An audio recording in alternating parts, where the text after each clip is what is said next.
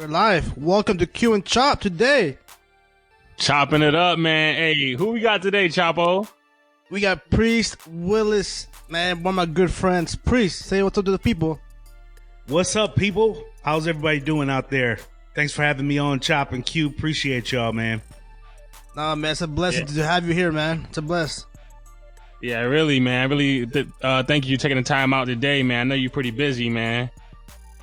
No, it's all good, man. Y'all my homies. Q been riding with me for a minute. Chop has been now rolling with me. Y'all, we got to be here. We got to talk. We got to chop it up. We got to chop it up today. Yes. So, Priest, we gonna do this just a quick, little interview with you today, and then we're gonna chop it up, like same thing we do at home. Yeah, let's do it. So, who is Priest Willis Sr.? Priest Willis. I got to take you back to 1974. No, I'm just kidding. Let me see. I'm a husband. I'm a father. I got 4 children, 25, 21, 16, and 13. I work at Lenovo. I run our global e-commerce partnerships area. That's a pretty substantial size business for Lenovo. I have a lot of side projects and things that interest me outside of a 9-to-5, if you will.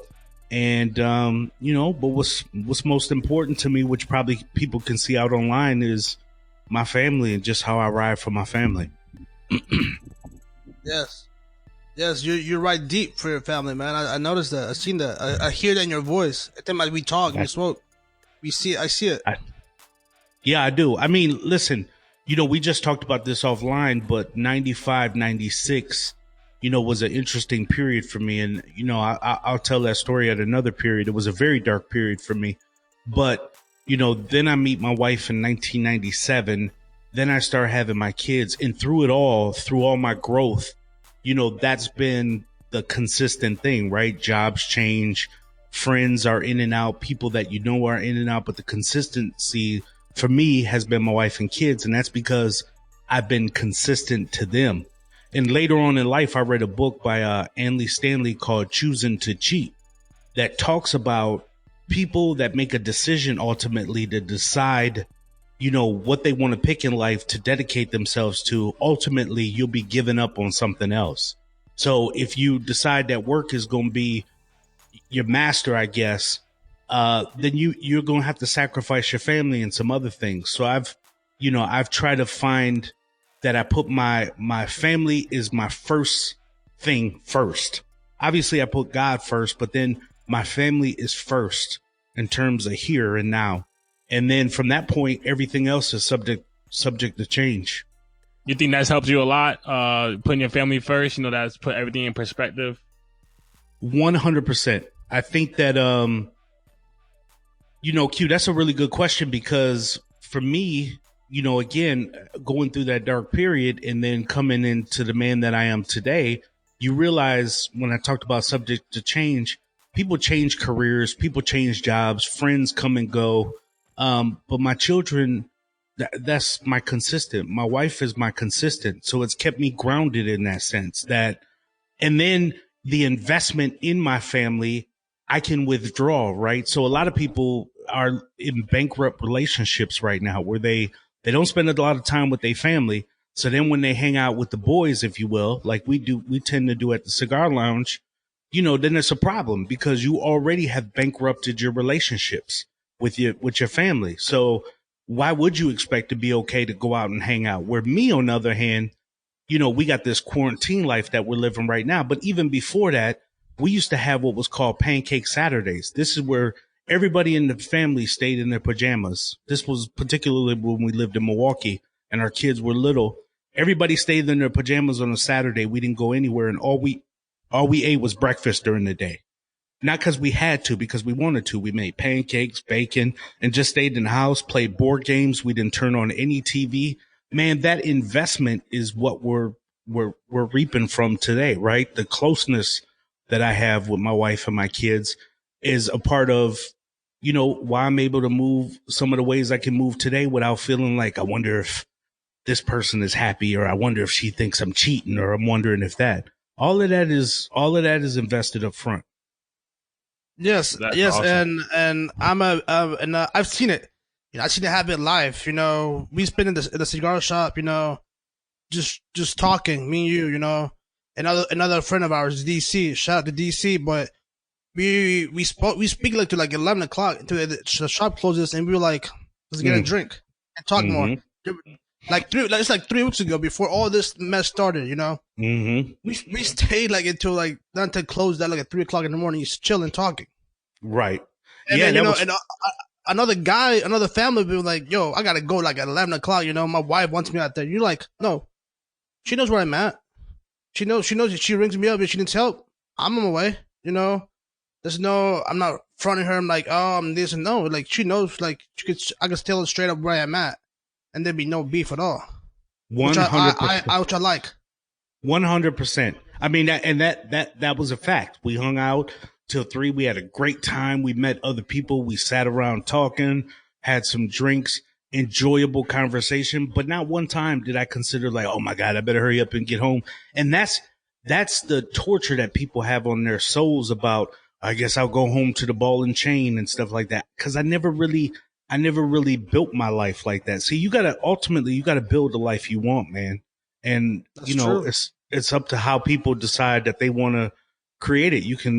It's funny how two people can live in the same neighborhood and one person can walk outside their door and be like, man, this is hell on earth. And somebody else next door to you can walk out and be like, man, this is heaven. How can two people be in the same place, but yet see it so differently? It's just because one person decides to see it differently. And so Right. They say hell's what you make it, while you're walking this earth. There it is. There it is, bro. 100%. Yep. So It's really just a choice you really gotta focus on. Like it's going to be a good day regardless of what happens. And I'm going to come home to my wife and do whatever it takes. Like you said, pancake Saturday, which is a great idea, man. I can't wait for one day I could do something like that. Inspiring. Yeah, I mean, listen, both of them require the same amount of energy.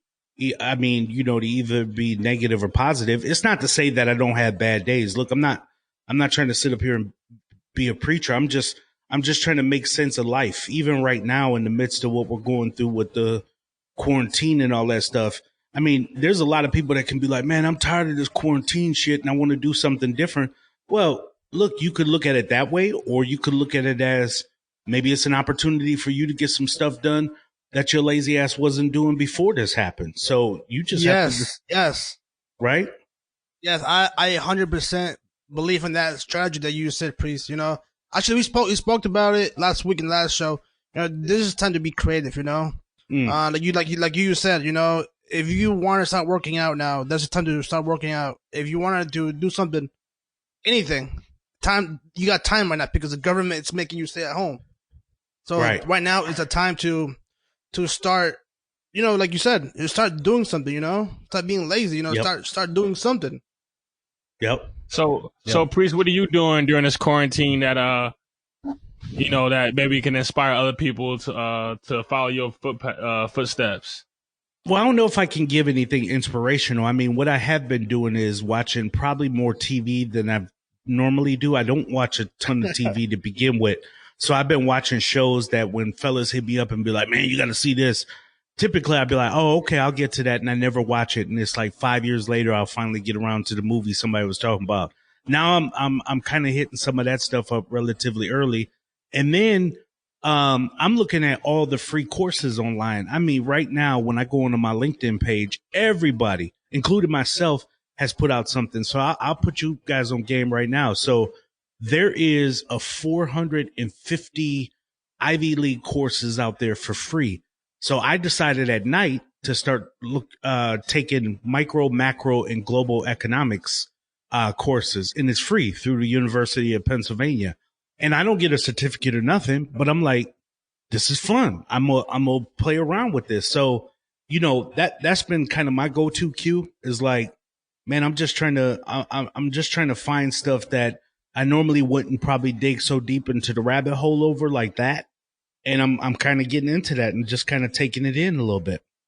And then sitting in the garage and chilling. I mean, I've gone on walks at night. I probably don't go every day as I should, but I've been going for out of the past 8-9 days, probably about 6-7 days for walks. And it's been good for me, man. Mentally, I'm in a good space. That's blessed. So you live you work for Lenovo. You have your side hustles. Why a guy like you that has already life already made up already made a blog about pathway to 60K? What made you live on 60K? Well, it's funny because there was a guy, a football player for the Detroit Lions named Ryan Broyles, and he mentioned in his I've seen CNBC articles, videos about him talking about how him and his wife live on 60K. And he wasn't like the most phenomenal football player, right? Wide receiver he is. He wasn't the most phenomenal. So he probably knew he was in a blessed position, making some decent money than he'll probably ever make outside of football in one setting. But he knew how to leverage that. So he decided to start living on 60K a year. So I went to my wife and we started going through an Excel spreadsheet, looking at our expenses and all that stuff. And I said, wait a minute, we could do this 60K thing. I mean, I'm a 100,000 so I make less than him, but it's possible to live on that. It's just what we decide to give up and all this and that stuff. So in order to make it real for us, we decided to move away from Wake Forest, move into Briar Creek, which y'all know in North Carolina here is still a burb, but it was still kind of a step back for a setup for a comeback for us. And then we reduced some of our other expenses. We got rid of cable, and just some of the other little frivolous stuff, because what I tend to realize is that people, they respect how they get money in, but they don't respect how it goes out. So what I'm saying by that is they always go into the boss's place and be like, can I get a review or can I get a increase? And they get upset. Man, they don't even want to give me a raise. Sometimes your raise isn't necessarily with somebody always handing you an increase. Your raise is from the fragments of the mess that you're living in life. Now, that by no means don't go out and buy a coffee, because I certainly do that. And, I still have my extras. I mean, cigars is not an inexpensive endeavor, but it makes me very conscious of financially where I'm headed. And because I've always been like, when I was your guys' age, I've always looked ahead at, okay, where I'm going to be at when I'm 35 and 40. And now that I'm past that, it's like, okay, where am I going to be 55? And what I don't want is for a virus like this to uncover me, right? So a lot of times people act like they're balling. And then as soon as the economy blow up a little bit, we find out who got it and who don't. And really, you could have been preparing for this moment all along. And that's not to shame people that they're not, but it's just to say, this is how I started seeing it, was like, man, I need to start doing some things to prepare myself for where I want to be at in the future. So What was it easy trying to shave off certain things? Like what was that process like? What did you decide that was more important to shave off than others? Well, no, so that's a good question. So yes, because I never really lived above my means anyways. I mean, theoretically, we could go out and buy some really nice fancy stuff and just have stuff, but that was never my wife and I anyways. I mean, she'll go out and get her bags and we'll have things that we want. But truthfully speaking, I never really went off and bought cars. I drive a Kia Sorento. She drives a Nissan Rogue. That was intentional because we looked at, okay, each car is $25,000. So our cars together is probably, 50,000 plus, where one person has one $50,000 car. And, between that and other things saps them. So at any point, my wife can, so it's almost like a minimalism finance for us, where I found those areas for us that even though I was still conscious of our finances somewhat, there was still some areas like moving from Wake Forest to the apartment out in Briar Creek. That was a little humbling. That took a minute to digest, but right. You moved from a house to an apartment. Right. Yeah, man. Yeah. We reduced some of the size, but we try to get in the kids' school district, Leesville School District. and the houses in this area was crazy. But then you have an instance like this, which I think is going to reduce the housing market a bit. And now we're in a position to be able to jump out the window on it. So, there's some things that was a little bit more humbling, but it wasn't a lot of change for us because we didn't really ball out like that in the first place. I don't go out and buy boats and all that stuff. And plus I don't have fun with that stuff. My wife would tell you I'm a straight geek. I enjoy looking at, I just told y'all I'm doing economics at night, and it's not to impress anybody. I'm straight up just doing it because I want to know, because I'm nosy like that. I want to have fun with it, and it kind of invigorates me. So, there wasn't any adjustment aside from the moving part of it. We got tons of stuff in storage, and we got limited stuff in our apartment, but we got a storage right around the corner here. And we had a back patio that was laid out. We had all that stuff. And now you come and we sit in the garage smoking and talking, but it's kind of like, yeah, but we got each other. We cool. We know where we're driving to. This ain't out of necessity. It's because we intentionally made it this way. Oh man, that's a bless right there, you know. So, you know, I was reading your the pathway to 60K, you know, and I was reading the blogs you were doing, you know, and then one of them was the credit cards you have. The story that you say, you know, about you being 18 years old, getting your first card at a store. I'm not gonna say names, but I think it was like a Macy's or Jesse Penney, like a store brand, a card. You know, that brought memories. Yep. I mean, that made me that brought me memories to me, because you know, when I was 18 years old, I got my first card too. You know, and so I'm like, man, I got like, I think I received like $1,000, I believe. I'm like an 18-year-old with $1,000, you know, that's a lot of money. You know, that's a lot of money. So I'm like, okay, I could buy some new headphones, I could buy a new phone, I could buy, you know, not thinking the stuff that I was doing to myself, you know, the consequences I was doing to myself, you know. So I started buying stuff, right? Like just like you did, right? Started buying stuff, not knowing that, you know, at the end of the month, you know, you gotta pay it off or a payment, you know, do a payment. So like to make the story, you know, shorter, you know, I was the same way that you did, you know. I ended up like $1,000 bills like turned out to be like $5,000 like in 6 months, you know, and back fees and all that. So, and that's like you know, that made me start, like you said, like reading your stuff, and you know, you bring that out to people, like teaching people about it, you know, the credit card game. You know, I didn't have that, you know, when I was 18 years old, which was like probably 6 years ago. I didn't have that. So like now that you like, you know, you wrote it, you know, in your blog and people seeing it, I think that's like a bless for them, you know, that for them to see and to play the game, you know, play the system's game. Don't get played. You play the system, you know, play their game for them to, you know, do that. Yeah, I mean, finances is a system. It's really all systemic at the end of the day. So, you know, when I was 18 years old, my first 2 credit cards was Eddie Bauer in a Boston store. And I went out and bought all this Eddie Bauer gear. At the time, it was like, you know, jeans. I would have ACG Nikes, and then I would wear certain shirts with it and just be geared. But mostly Boston store, I would buy some things, but I was getting so crazy. I was buying chocolate, strawberries dipped in chocolate, going off buying nuts, candies, chocolate Oreos.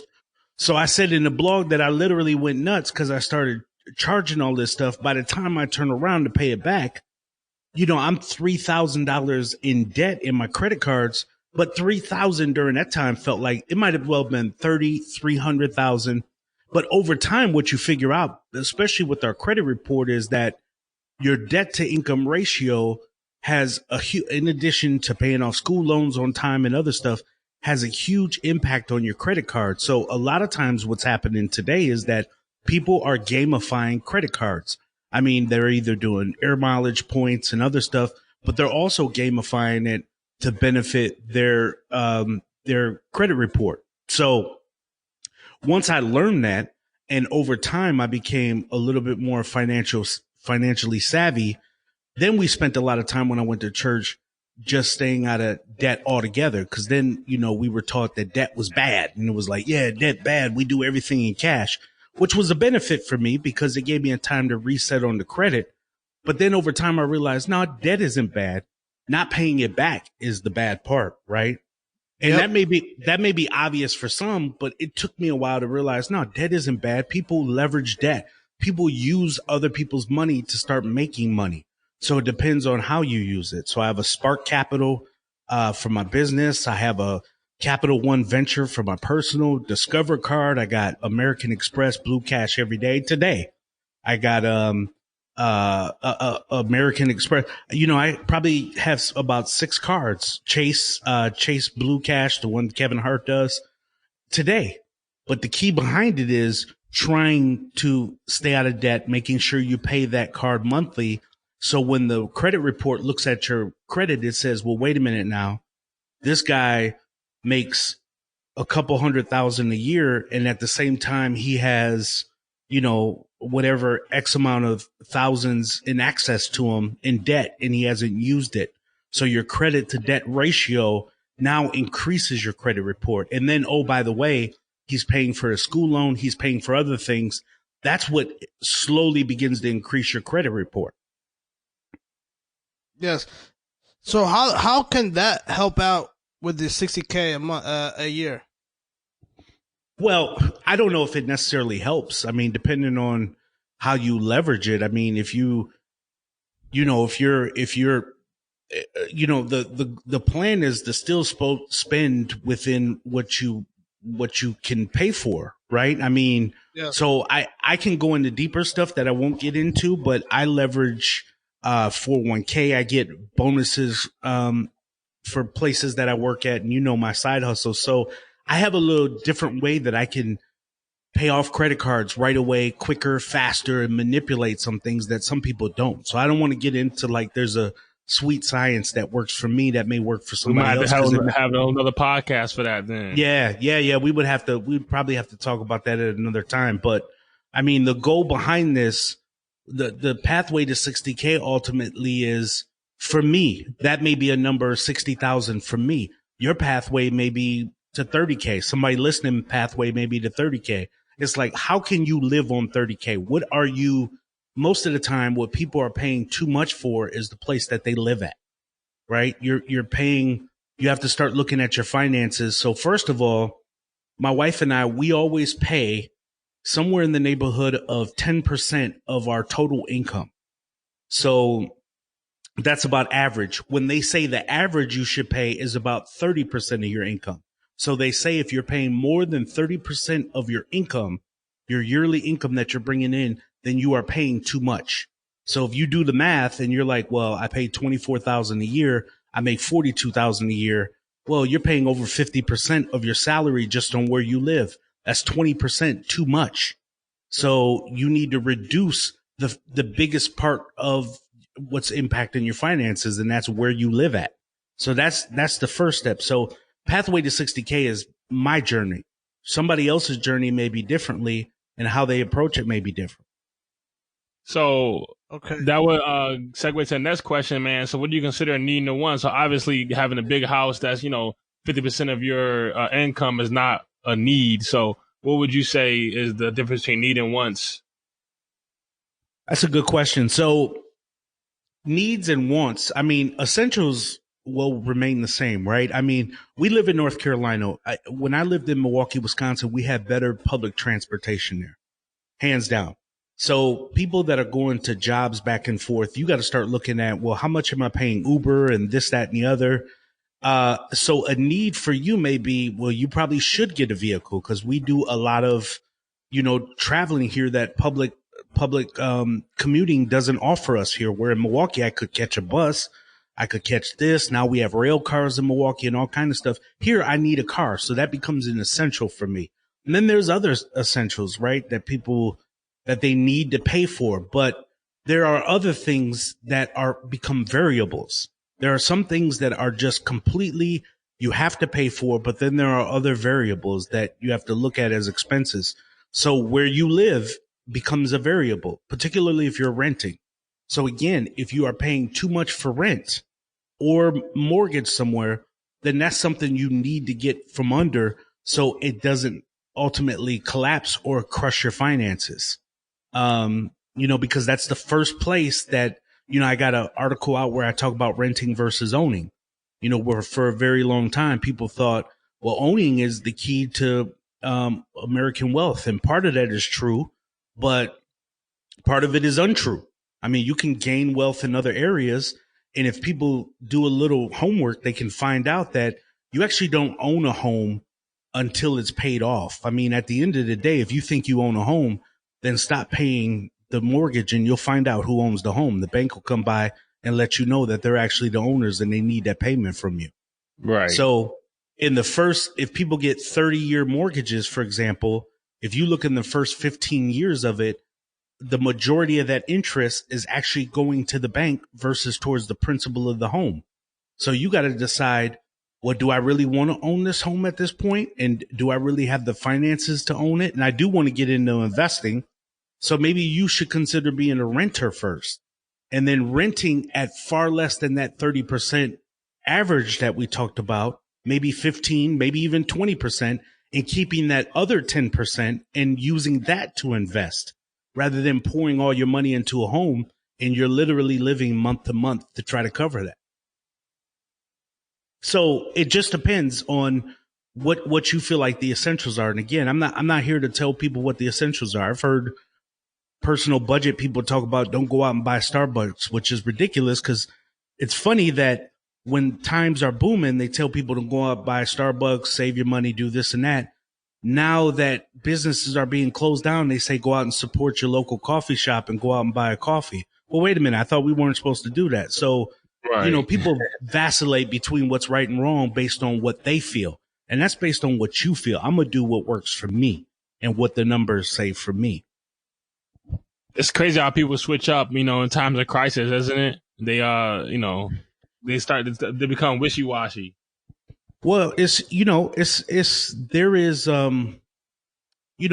have nothing to stand on, Q, people will always vacillate in the wind on things, man. If you don't have a belief system, I remember being in church. My pastor in 2008 would tell me, man, go out and buy a house. This is God telling you to buy a house. I turn around and tell my wife, nah, we're not buying a house yet. And what happened in 2008? The market collapsed on people right in their face. Boom. In Milwaukee, just like that. And everywhere we would drive, we would see homes up for sale and this, that, the other. Why? Because people were just doing what they thought was right and not necessarily what they knew was right. People don't read the fine print. They don't listen to the truths of the finances they're getting today. They want to keep up with other people. I'm not interested in keeping up with anybody. I got a plan. My wife and I have a focus that we want to drive to, and that has nothing to do with you, has nothing to do with Chop. It has nothing to do with anybody at the Cigar Lounge. This is my plan and the way I'm running my life, and that's it. You're hitting it right there, man. Straight facts. You straight facts. So another question that we have for you, how can someone start living on 60K? Like, so what's the first step in order for me to start? So let's say I'm an average Joe, right? And I make 75K.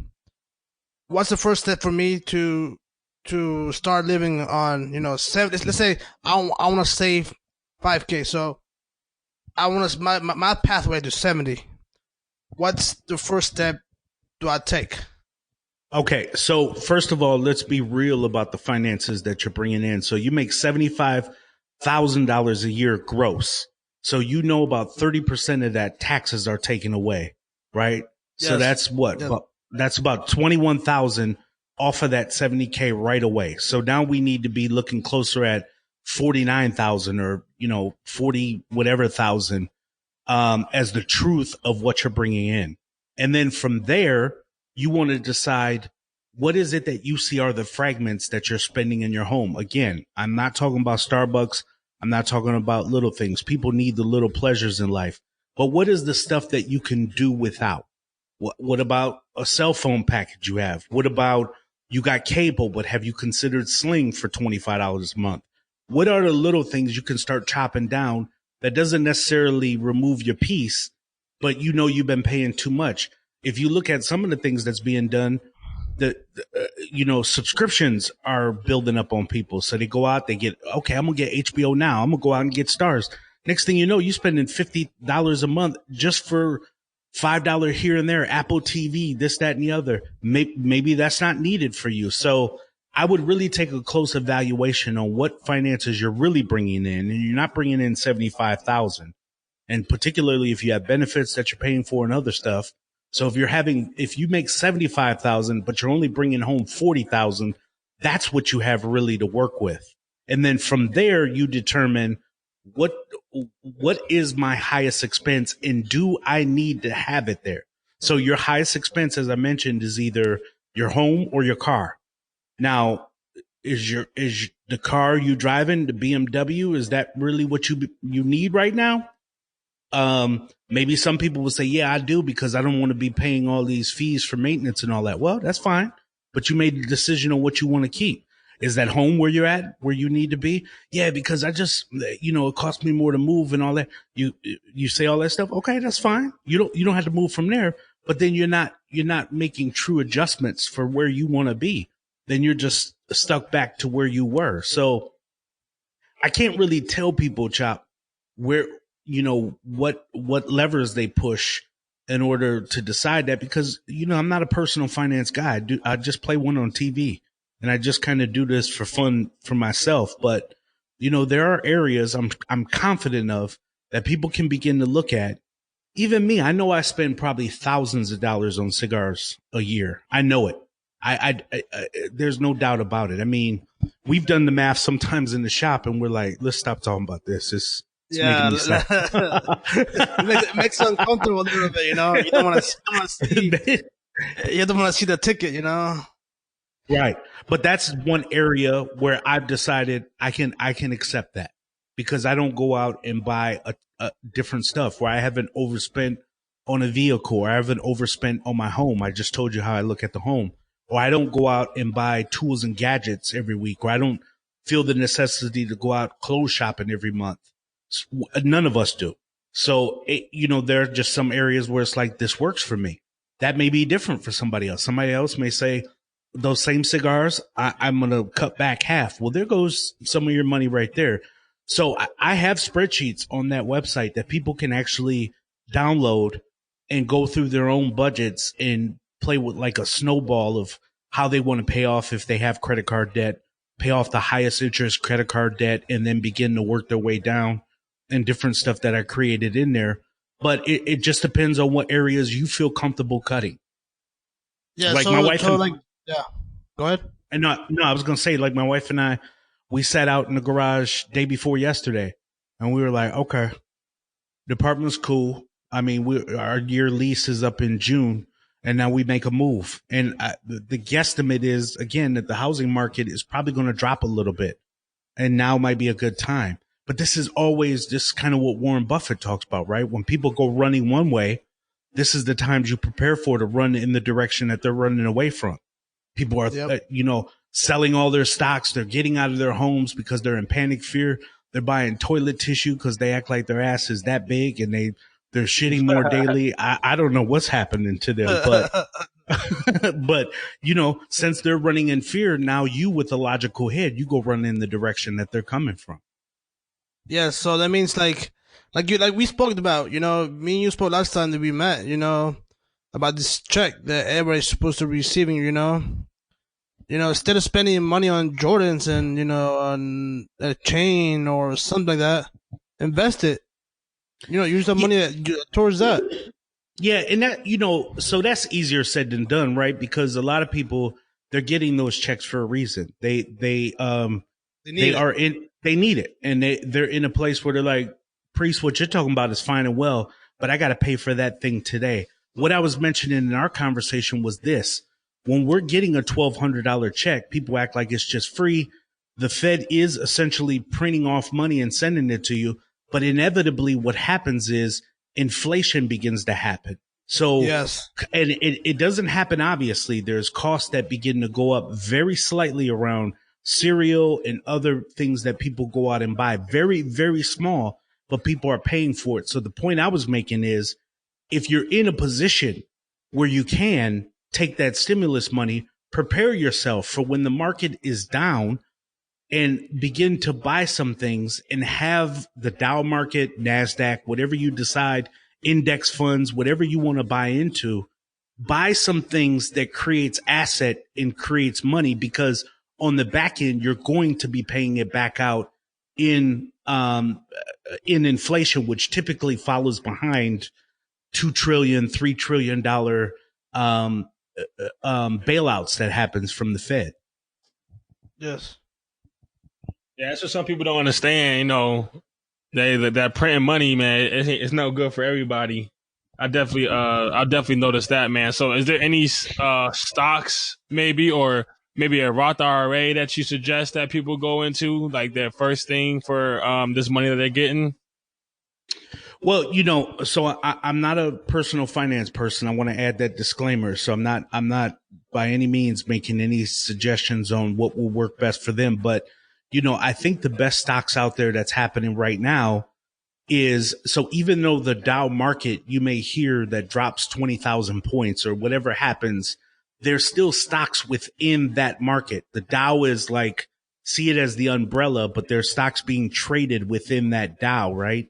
And then there's stocks like Zoom and Netflix and other businesses. Even cotton industry is probably booming. I haven't looked at cotton personally, but this is homework for somebody that's interested to go out and look up on Google Cottonelle stock and see how much that's changed.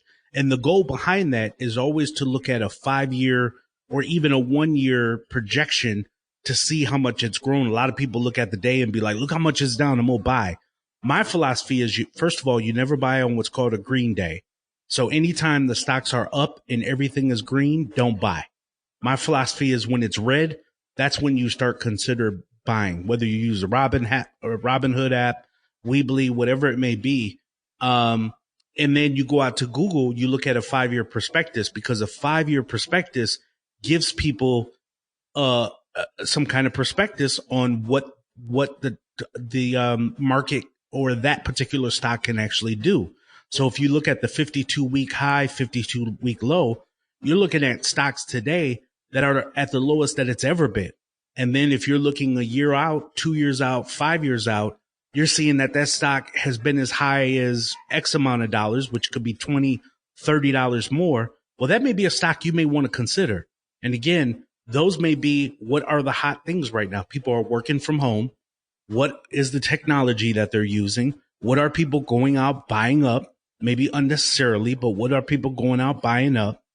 And consider those as stock options for you. Yeah. So so I've been reading up and all that and all the stocks and all that. So what I found for me, for myself, is everything that is being used, as you said, as right now, for us to work over at home or stuff that we need, everything's going up for that, like you said, Zoom, Netflix, Domino's Pizza's going up, and everything else that is not being used no more, for right now, like cruise lines and airlines, all that, their stocks are becoming lower. So for me, it's like, okay, what do I hit? Do I go and buy the cruise line or the airlines, or do I go and buy Zoom and Roku and Netflix and all that stuff? Yeah, exactly. Those are some areas. Like, for example, I was sitting in a cigar shop and I was talking to a guy in there, and he was like, man, I'm looking at these cruise lines. And I was like, cruise lines, that's a great idea. So I went out, shifted. I don't know what went in my head, but I went out and shifted to, what was that? Carnival? Norwegian, right? Norwegian. Yeah, there you go. Norwegian. Yep. I talked to you about this, didn't I, Chapo? So yep. Norwegian, I went out and bought. Man, that thing sliced in half. So it did it just like that. So, that was another lesson for me. I was like, you know what? I'm not going to move on pop culture stuff. And Norwegian, airlines, all these different people have shut down their businesses, just as you said. And so their stocks are tanking right now, but it's hard to know when it goes back up. And so people have to make some kind of educated guess. I was going to say educated, But some people have to make some educated guess. And how do you make those guesses? Well, that's why a lot of times before you buy a stock, you determine why did it drop in the first place. Papa John's dude came out with the racial conference call or whatever it was. Stock drops, boom. But now all of a sudden deliveries are happening. Now, is Papa John's at the highest stock that it could be? I don't know. That's something for you to decide. But you have to find out what are the variables that's moving that particular stock. And so, that's why people say I'm doing stock research. They're looking at the 5-year prospectus. They're looking at what changes are being done in the industry or that company as a whole. And they're looking at what's happening in the market today. There's this huge wave of people working from home. So video conferencing have become really big, and Zoom is one of the leaders of that in terms of stock right now. Is that the highest the stock is going to get? Don't know. Could go higher, but you have to make an investment. That's why you got a lot of people that turn around on the Netflix of the world and Microsofts and say, man, I missed it, because they thought it was just going to be kind of a passing thing, and it turns around to blow up. Amazon blowing up again, so you never know. Like you said, you never know when is the highest right now, or in maybe a month or two when this virus really apex, it's gonna go higher. You never know, and how long we gonna be stuck at home. So like you said, you never know that when will this go? When will this go up or will go back steady down? But I guess all right now is just a guess. I guess let's say you be educational. Guess. It really all think about it. Guesses, man. If you really think about it, it's just how you feel about it, really. Like Priest said, doing your research. Yeah, I mean, again, it's really, this is why numbers can be somewhat of a sweet science, but numbers can also be subjective. I mean, I'm looking at the Dow market right now. It's up 377 points. That, although it's green and it looks high right now, that the highest it's been in the past few months has been in February at 29,000. It's at 22,000 right now. So the Dow, for all intents and purposes, is still down. Now, here's where people freak out. They hear these numbers on the news where it says the Dow went down, 10,000 points or whatever it is. They begin to freak, but they also have to put it in perspective. And this is why they look at yearly forecasts. If you really looked at it, the market is where it was at in 2017, right? So it's like, yeah, it's down, but we were on a super high between 2017 and 2020, but we're still good. I mean, 2016, it was lower than it was even today. I mean, the Dow in 2016 was at 16,000 points, and everybody said we were in a good place then. So it's like, why all of a sudden we're not in a good place now? Well, it's because we weren't where we were at 5 months ago. So people have to stop being prisoners of the moment. And that tends to be what happens, is that we get captured in this 1 month period or 2 month period and we freak out and overreact. But if I look at a 3-year prospectus on it, it's like, oh, we're still better than we were 2016. So people always ask the question, has the Dow market hit the bottom? And that's the bigger question. Yes, that is the real question. Is it down? So let's switch on topics. Let's have some fun. Let's bring it back. Let's imagine that we are at the shop right now. All right. Let's just bring it back. Let's do it. Netflix. What have you been watching? I've been watching the Tiger King. Funny, because that is one of the shows that I ordinarily wouldn't watch because dude just looked crazy to me. But I just ended my last episode last night, and Tiger King, that is, and that was was it worth it? I love that show. No, it was worth it, man. It was worth it. There was some stuff that was like it was too much for me. But overall, the story was pretty deep. It was pretty good. It was well done. And I appreciate a good documentary. But some of the stuff was like, all right, man, this is just too weird for me. I'm I good get on past it. the first episode. I can't lie to you. I saw it. I said, nah, I can't watch this. It's not for me. Everybody keep telling me to watch it. Everybody's telling me to watch it, but I cannot do it. I'm like, nah, I'm good. You have to, man. I told you, man. You gotta watch it, man. You gotta watch at least a second when you gotta like it starts very like animal, you know, it's all about the animals, all Right. about love and peace. Right. But once you watch the 7th episode, it's like it's 2 documentaries and 1 documentary, you know. It starts one way and it finishes on another end. You know, it's so crazy. I agree with Chapo. I mean, I guess, but they both had caged animals and were complaining about the other one. Like, y'all doing the same exact thing. I didn't understand it. I couldn't do it. No, but it's more deeper than that, man. It is deeper than that. But you also, so Carol, who is the other one that has this big cat's rescue place, she is being a hypocrite because she does the exact same thing as he does, right. But she's savvy about how she does it. She's remarketed her business not to appear as this quote unquote zoo, but she's relabeled it as a rescue, but she's doing the same stuff in terms of petting and stuff. But then it gets dark, man. It starts to twist about the business relationships.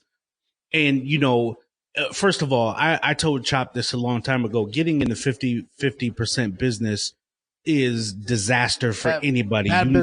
Bad business. You need to have 51% business, any business you get into, any business. So that's what starts destruction there. But it's all the way to the end. It's pretty good, Q. You got to check it out, man. Hey, Priest, you know who? Well, you know what thought about? I thought about while I was watching Joe Exotic. You know from the shop who brought me up. Like it kind of let me think about who? Terry. Yeah, Terry. Exactly. Yes. I think those 2 guys will be the perfect couple. You know. They both act the same. They act the same. They're both like tough, you know. They don't take shit from nobody, you know. They also like, and the high heels, you know. They always go for it. I think those 2 will be the best couple right there, man. I'll leave that for your observation. But Joe Exotic is crazy. He was off the rails anyways, but that itself was really good. So I finished that up last night. Then I've been watching a movie on, it's either Netflix or Amazon, called The Platform, which I thought was crazy. That was a crazy movie. And if you haven't seen it, you guys should check that out. And then you kind of get the gist of what a message they're trying to send people. If you ever watch Twilight Zone always had a message in it, but a lot of people seen it for its thriller, spooky factor. But Rod Sterling was actually trying to deliver some social messages through his shows. Well, that's what The Platform did for me. It was dark. It was really interesting, but it was meant to deliver a social issue. Then I watched Madam C.J. Walker on Netflix. I watched The Bankers on Apple TV. See, I wouldn't have been watching all this stuff, man. I just wouldn't have got to it. But that's the stuff I've been observing recently. And then I've been watching a lot of All Def Digital on YouTube, like Roast Me, where they talking about each other on there. Hilarious. Yes. Hilarious. Yeah, I've been watching like Narcos and Narcos Mexico, and you know, a couple stand up comedy, you know that I love stand up, so you know I've been watching hours and hours and hours of your stand up. You know, this is not my normal self, but you know, like you said, we are here stuck, so let's watch something. You know, meanwhile, yeah, what you been watching, Q? Man, I've been stuck on this Homeland show. I like CIA stuff, man. Clandestine operations. I watched a couple of those Olympus Has Fallen, London Has Fallen movies. I like those kind of movies, action-packed stuff, man. I used to love Twilight Zone too, though, so I might have to check the platform out. Yeah, Twilight Zone. I mean, every New Year's, I've probably seen 90% of them, but it's always one that I catch that I haven't seen, so I always take it in. I enjoy a good... Like I'm a huge Jordan Peele fan because I love Get Out. I love scary thriller movies. I enjoy those a lot. I love psychology thrillers. I love stuff like I can't think of the name, Memento, that makes you think. I like the Coen brothers a lot, so anything they do, like Fargo, all that kind of stuff, I enjoy a lot. So I kind of take in those kind of movies. Priest, what are you smoking right now? I got it's funny. I got trying to look for the label Bone Shaker. is what I got right now. Oh yeah. We spoke about that already. Yeah. Yeah. So I went out to Burlington, picked up, I don't know, about $100 in cigars and just been puffing on them, man. I bought some Kentucky cured cigars that I pretty cheap. I mean, it was like $5-6 a stick, but they were pretty good. And then I got my Oliva V. I got a couple bone shakers. I got some Leaf by Oscar. I got what else did I grab? I Why'd you go out grabbed to Burlington for? Is that the best place to get it? well, It's open. right. It was one of the only open spots. And there's two curators for JRs. There's Selma and Burlington. And Burlington has a bigger selection. The prices are pretty much the same, but Burlington has a bigger selection. And I like more of a full body Maduro, kind of a bolder. I enjoy a spice in there, but I come out in the afternoon, and work a little bit, and I have a coffee and take something bold in. And, yeah, so Bone Shaker has been something that I've been getting into, but a lot of this stuff is closing. I mean, Harris Teeter, Total Wine still are selling cigars. So every now and then I go out and get a Perdomo out in Total Wine. I'll buy some other ones, some cheapo ones, but sometimes I just don't want to deal with the limited selection. So I'll take the 45-minute drive and go out to Burlington or Selma. You're a connoisseur for real. Nah. We all are, man. last time that we had the Jeff Mandola event. I told Q hours before the event. Like, yo, Q, you gonna smoke cigar with us? She's like, yeah, man, I'm gonna smoke cigar. We get to the place, and I'm like, hey, Q, you want a cigar? I'll buy it for you. Nah, man, nah, I'm just gonna watch. I'm like, nah, man, you gotta enjoy it, man. You gotta enjoy life. Man, I gotta get into it, man. I know. I gotta get into it.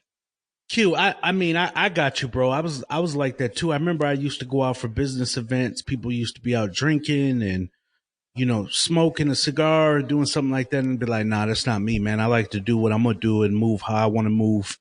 And but the older I got, the more I got to a place of like, I started to realize the psychology around cigars. And I don't want to be deep about it. It's just that it does, when you just sit in the garage as I do and just chilling with a cigar, it's like, man, it just brings you to a different place. You can be in your own thoughts. It's why I like listening to jazz, because jazz, I don't hear people talking. I just hear instrumentals and music, which allows me to have my own thoughts in my head.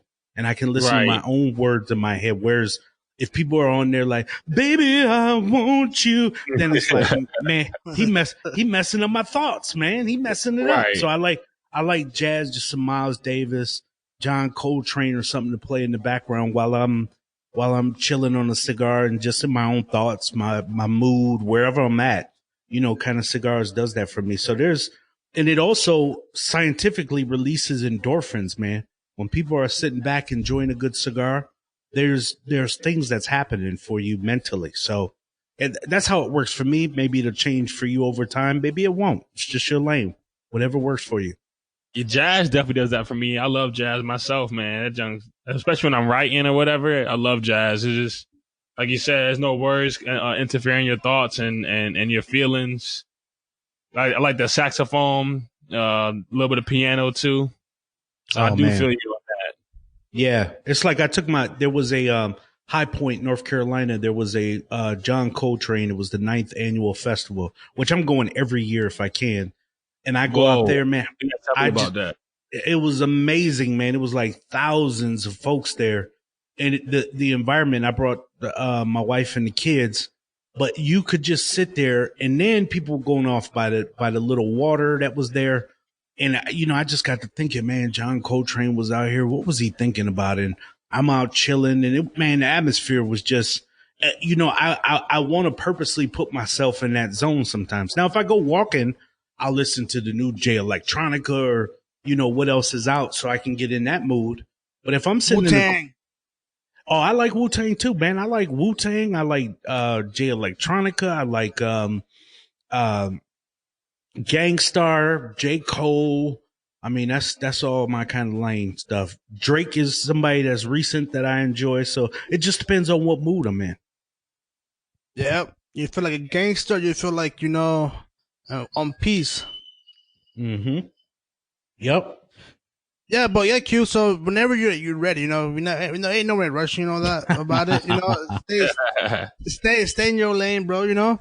But like same thing that what like Priest says about cigars, about him, it relaxes. That it does the same thing for me. I'm just not doing it just for the fun of it. It does something to me that I enjoy, and the conversations that comes around with the cigar.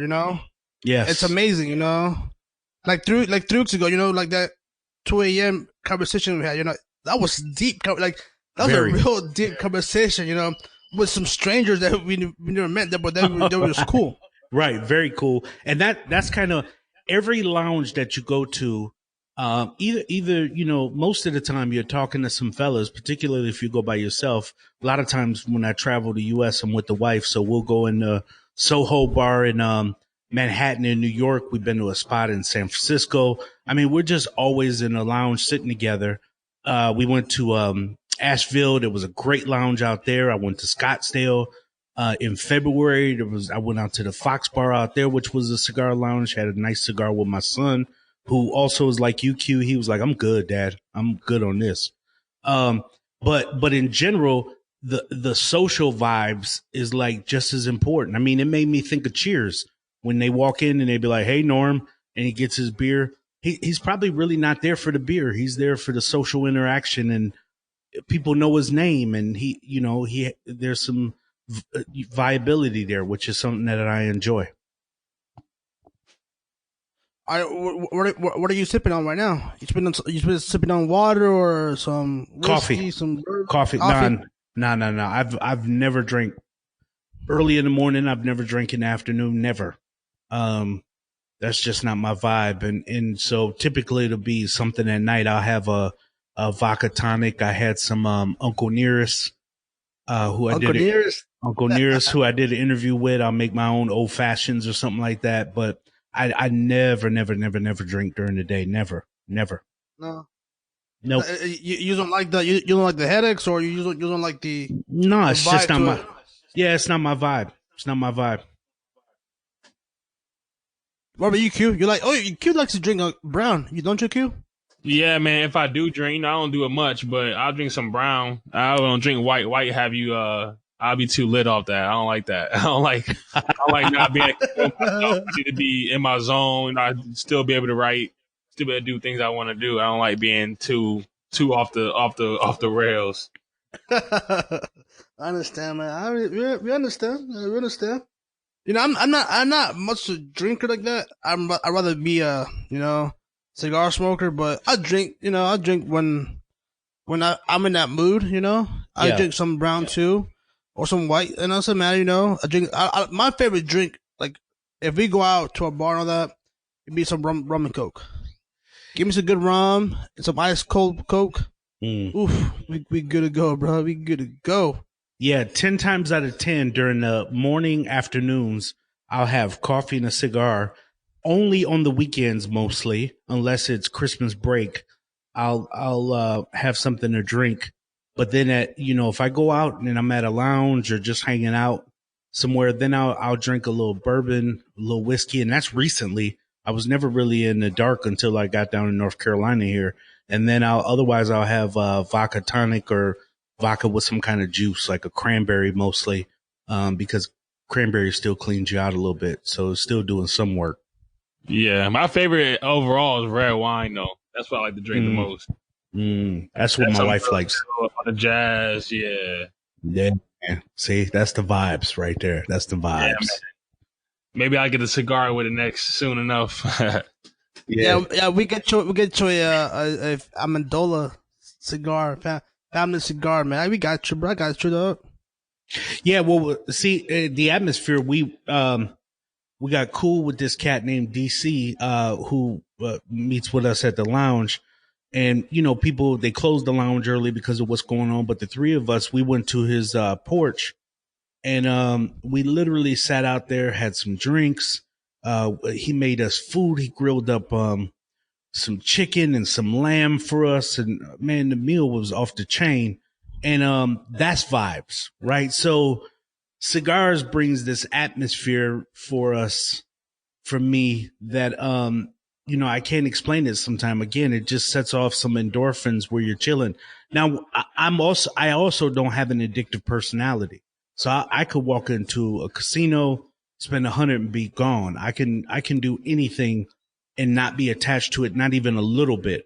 But, cigars is something that I intentionally set out to do. But I also know when it's too much. When I'm smoking, I'm like, this is my third cigar for today. This is too much. I'm done on it. Yeah, you feel it. You feel when you done too much. Mm-hmm. But like that time we went to the porch. We got to like at 5 o'clock, 6 o'clock. It was 5:30. I can say 5:30. Time flew by because it flew by because the vibes were there. We had good music, good lighting, good food, good conversations about it. We switched topics like every 10 minutes because we went from one vibe to another vibe to another. We were going at it. I talk, you talk, DC talked. That's what a cigar and a good people brings out. That's what I love about cigars. When you have the right cigars and the right people around you, it's heaven. Yeah, and finding, the goal is always, especially as men, because men have historically a harder time of keeping, finding, and maintaining relationships. And it's good to find people that have common interests in mind, right? So you're not hating or trying to compete with each other in any particular area. Everything is based on some commonality. So if you enjoy sports, you enjoy having cigars, you enjoy having a drink, whatever it may be, you're in a good space. Cause again, I'm not here to compete with you. I'm not your competition. I'm not here when I meet people, I don't say, hey man, what do you do? Which is what most people do because they want to start competing in salaries, and in their head, they want to sum you up on who they think you are and all that kind of stuff. So I enjoy speaking in common areas, and then it could get deeper. You could start talking politics with a very civil area and disagree and, whatever you want. We've been there, man. All there. We've been all there. Yep. We've been there, man. So like, what was your, I'm gonna backtrack your first time coming to the shop, How was your first time? What was your first day at the new shop that we go to? Yeah, so the first time we went in, I think we grabbed some cigars and left. Second time we went in, we sat down, but I was like, man, this is way too smoky in here. And it just didn't, it was way too smoky, and it was like, no, we good. So we kept going to this spot buying sticks, and then the wife drove by. The wife found it first. She's the one that told me about it because I thought there was going to be a lot of cigar spots. I mean, this is Tobacco Alley, essentially, in North Carolina. So I thought it was really going to be popping down here, which it wasn't. But I wasn't a huge cigar guy to begin with when I first moved down here. I wasn't a cigar guy at all. And then what happened was over, I would say the past year is when we decided to sit in there and really, take in the people, take in the conversations. And then they put a big fan in, which kind of took out a lot of the smoke. And then, at some point you just grow accustomed to the, people. So maybe a year or a little bit less, I've been going to that shop now. Yep. I remember my first time, man. It was at that party for you, Priest. Your birthday party. Yep. My first time, I left with a headache. I was like, I don't even know about this. That was mad. You come out of there, your lungs feel pressure. Yeah, especially if you're not smoking, you like, oh my goodness, man, the secondhand smoke is taking me out right now. it's like wearing a training mask, the ones that you like make you wear like you like compressed and all that. But that's where we met, Q. That's where we met. Yeah, and I smoked then. That was my first, probably my second, maybe third time ever smoking a cigar, man. And I was like, I never been to a shop though. First time ever been to a shop. Definitely a cool experience though. I'll definitely give you that. Watching the game, chilling. we started queuing chop off of it and everything. So I mean, it was definitely dope. But I was like, too heavy, too much smoke. No, but Priest gave you a heavy set cigar though. When I saw it, I'm like, come on, man, you should have given him an acid or Connecticut a dessert, or something. A dessert. Yeah. You're right. I did give you a bold one too. I was almost giving. Trying to kill me That's what's funny. I was going to Arizona and I was smoking Tabernacle, and then Tabernacle was getting good to me, and I got my son one, and he was like, so that was the first day, and he was like, "No, pops, that big old $12 stick was just sitting in the ashtray." I was like, "Man, you better smoke that." So I smoked that one, and then the next time he came in, he was like, "Can I get a small one with flavor?" And that's when I got him an acid, and even that he didn't mess with. But you're right, dessert, Amendola dessert probably would have been a little better, particularly for Q or something along those lines. I started him off heavy in the game, heavy. Maybe I'll try something with a little flavor next time. We're gonna get you a backwoods next time. Or switch it sweet. No. You know what? You gonna get kicked out of the shop having a backwoods or swish sweets up in there smoking. Right. Be like, you gotta go, brother. It's time for you to leave. Yeah, that's true. But did you enjoy that? You enjoyed the Tabernacle? You enjoy the pipe? I did. So the Tabernacle I had in Arizona, that was a good smoke. In fact, I picked up a couple of those yesterday. And then the pipe, when I went to is it called Annie's Shop? Abby's. So we went to Abby's out in Nightdale, and dude got me into pipes. That was the first time smoking pipes. Now the problem with pipes is it requires a little bit more work. I mean, you got to, first of all, stuff your pipe. You got to smoke it, and in order to keep it lit, you got to keep kind of puffing it, and even when you're done, you got to clean it out regularly. And then sometimes when I smoke the pipe, even though I'm not inhaling it, I still can feel it in my lungs. So and then the nicotine kind of takes you to a certain place, which isn't my thing either. So, and you got to be careful of Maduro cigars because they have some nicotine in it too. So I still enjoy cigars more than pipes, but I have a pipe. I've smoked it. I smoked the pipe last week, I believe it was. But I take a cigar over a pipe, at least right now. Any day. Me too. That's why when they ask me when you smoke a pipe, I'm like, man, I just don't. It's like just the upkeep of the pipe. You gotta clean it out. You gotta buy this. You gotta buy that. I'm like, nah. I just want to cut it, lit it up, and then smoke it. When it's finished, it's finished. Yeah. I don't gotta worry about cleaning it or washing it or make sure there's no dents, burn marks. And I'm like, nah. Mm-hmm. I just rather just smoke it and that's it. So, what's your favorite cigar? I know you smoke a lot. I know. I've been giving you a lot of tips on the Oliva V. Yep. I give you. What's your favorite smoke? My favorite smoke, that hands down, that I think does the best ones is Leaf by Oscar. Anything he does, whether it's the Superfly, I enjoy a lot. Superfly is a lot more tame. You probably had that with coffee, where I like to have a little spice in there, but I mean, he has a Maduro too. He has some other ones that are really, really good. And I mean, Leaf by Oscar, I mean, the way he rolls them is right. So the burn is good. The draw stays there. So I really enjoy Leaf by Oscar. Padrones I like, but Padrones, you never can go wrong. The Perdomos, the sun-grown Perdomos, whether it's Connecticut or Maduro, I enjoy those. So those are probably my favorite. I also enjoy Magic Toast by Alec Bradley. Now, I don't really care for anything else that Alec Bradley makes, but his Magic Toast is really, really good. That's what I heard, man. I'm not really, an Alec Bradley guy, but I heard that Magic Toast is a really good cigar. It's very, very, very powerful. Yeah, it does have some really, really good flavors in there.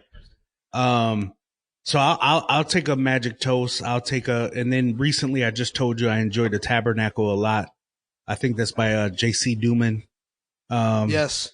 And then there's those are if somebody asks me my top 5, those are gold. But if I'm trying to grab a cheapy stick of some kind, there's the Perdomo. I think it's lot 23 at Total Wine that I've been smoking. Again, I'll have that with some coffee or something. I'll get a Perdomo from there. And then I'll buy some other cheap sticks. I probably spend about average of $6 on the stick there.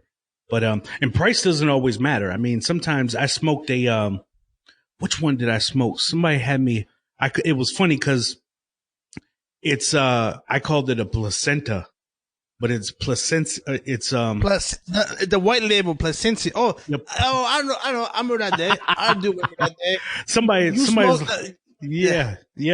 like, you smoking the, go ahead. No. Somebody was like, you smoke. They was like, what you smoking? I said, a placenta. They was like, you smoking afterbirth? I was like, oh, and it's placentia. And I was like, man, what an idiot am I? So I and then Chop was like, dude, try the white label one. The white label one is half the price and better. So that one was pretty good. And then there's some good diesel sticks out there too, which I really enjoy. I'm not a big fan of diesel, but that white label placentia is awesome. I heard there's a red label too. I saw one of our friends, VP, smoke it, and he said he likes it. I'm not sure what price range that cigar is, but that plus anything placentia for me is really good. What else? H almonds. Some of the H almonds I like. I like them. The Oscar labels. I like the Corojo. Corojo is really good too. Yeah, that's really good for sure. I've been smoking a lot of Corojo, so I don't know. That leaf or the Corojo leaf is been on my taste notes, for a while now. I don't know why. Before it was Maduros, but now it's been like Corojo. Anything with Corojo or I'm just in love. Yeah, I mean some of the other ones I like. Of course, we mentioned Superfly, which I think is a really light, calm one, but that's really good. Most people also like to go to the Gurkhas, which when I first started smoking, I started off with the acids. I started off with tobacs, like the Java mints, all those to kind of get a flavor. That's how I first got into smoking. And then I slowly started getting into some Connecticut's. And then, so it's probably no different than a lot of smokers where they go from like a flavor to a Connecticut, then to a Maduro. And not all dark leaf ones are Maduro, which people have to be aware of. But Macanudo has some, I like the coffee flavor Macanudo when I'm drinking coffee because it just adds a little blend and sets off the notes there. But yeah, those ones that I mentioned are good. It's like I had a box of Cubans when I went over to the Bahamas, got a box of Cubans, and I was like, they're all right. I mean, they're not, it wasn't anything that blew me off my socks. So I think Cubans are overrated, but most people are like, oh, you got to have a Cuban. For me, it was just okay. A behiki. You have a behiki. Behiki. The best thing in the world, a behiki. I don't know, man. People have been saying that to me. Man, you gotta get a behiki. You gotta get a behiki. I'm like, what's so special about $100 cigar? Like what I can't get on this AJ on a behiki. Well, people just like to say names because they want to think like they're like the whole. Right. They're just like they're the cigar aficionado, and like I know every cigar here, and I know the taste notes, and I know. And I'm like, no, bro, we don't. Same. If I buy Jordans and all that, they just want the name brand, man. Yes, or like wine, right? When people get into wine, all of a sudden they tell you, man, you got to get this aged bottle, and it's $1,000 a bottle. But if I put it behind white cards, you wouldn't know the difference between that or barefoot if you really get down to it. So some of that also is kind of, is subjective, right? Whatever you believe it is, that's what it can be for you. So people get to taste it and be like, it has fine notes of berry in it. I can taste a person's foot who squashed the grapes. And really, that they have no idea what they're trying. It's barefoot. It's $7 at Harris Teeter. Right. I like Yellowtail more. I mean, they pretty much the same anyway, but I like Yellowtail. I'm a Yellowtail guy. Man, somebody bought, and I'm not a wine drinker like you guys or even my wife. My wife is a straight up wine drinker, but Stella Rose, Black Label, somebody bought from me, Calvin, at the shop. My boy, he bought it for me for my birthday. That was a great wine. I had never tried that before, and he shared that with us, and it was like, man, this is good. And I'm not a wine drinker, and my wife enjoyed it thoroughly, and she's went out and got a few bottles since. Yeah, man. I do. I'm not a very wine drinker, but like I said, you give me a good rum, or ice cold Gatorade for my electrolytes. I'm set. Mm-hmm. So UFC 249. What you think about this? Khabib not going to fight. They ain't gonna fight. He's stuck in Russia. What you think about that, man? Man, listen, first of all, I knew you were going to hit me with some UFC stuff because we both you didn't share going to the UFC fight here in Raleigh, did you?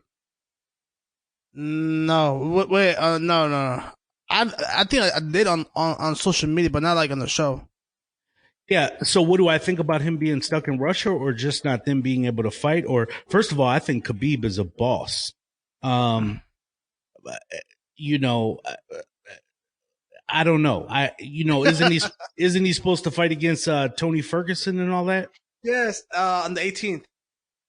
I don't know, man. I don't even know if that's going to happen unless they just fight with no crowd. But I don't even know if they're going to allow that at this point. Yeah. So the latest news that I've read is that Khabib is stuck in Russia. Yep. He can't get out. Yep. Ferguson is in the U.S. Yep. Dana White is trying to have the fight in the U.S. He has like 5 locations set up already. So, they're saying that they're going to have Justin Gaethje fight Ferguson. But I don't know. This is a whole mess. This coronavirus is messing us up, man. Yeah. It's see, us up. I'm a fan of Masvidal. I'm a fan of him. I think he's a terror. I think the card could be amazing. I like Tyrone Woodley. Yep. He at one point I think he's in St. Louis now, but he was fighting out of Milwaukee, Duke Rufus Gym. That I had a buddy that was coming up as an amateur MMA that was coming up out of there. But I think the card is boss, man. And so what I think is you got to go with what you have. So if Khabib is stuck, I would have loved to see Khabib fight because I think he's a monster.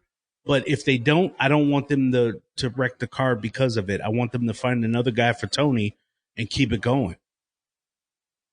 Yeah, I believe Tony is gonna kill Khabib.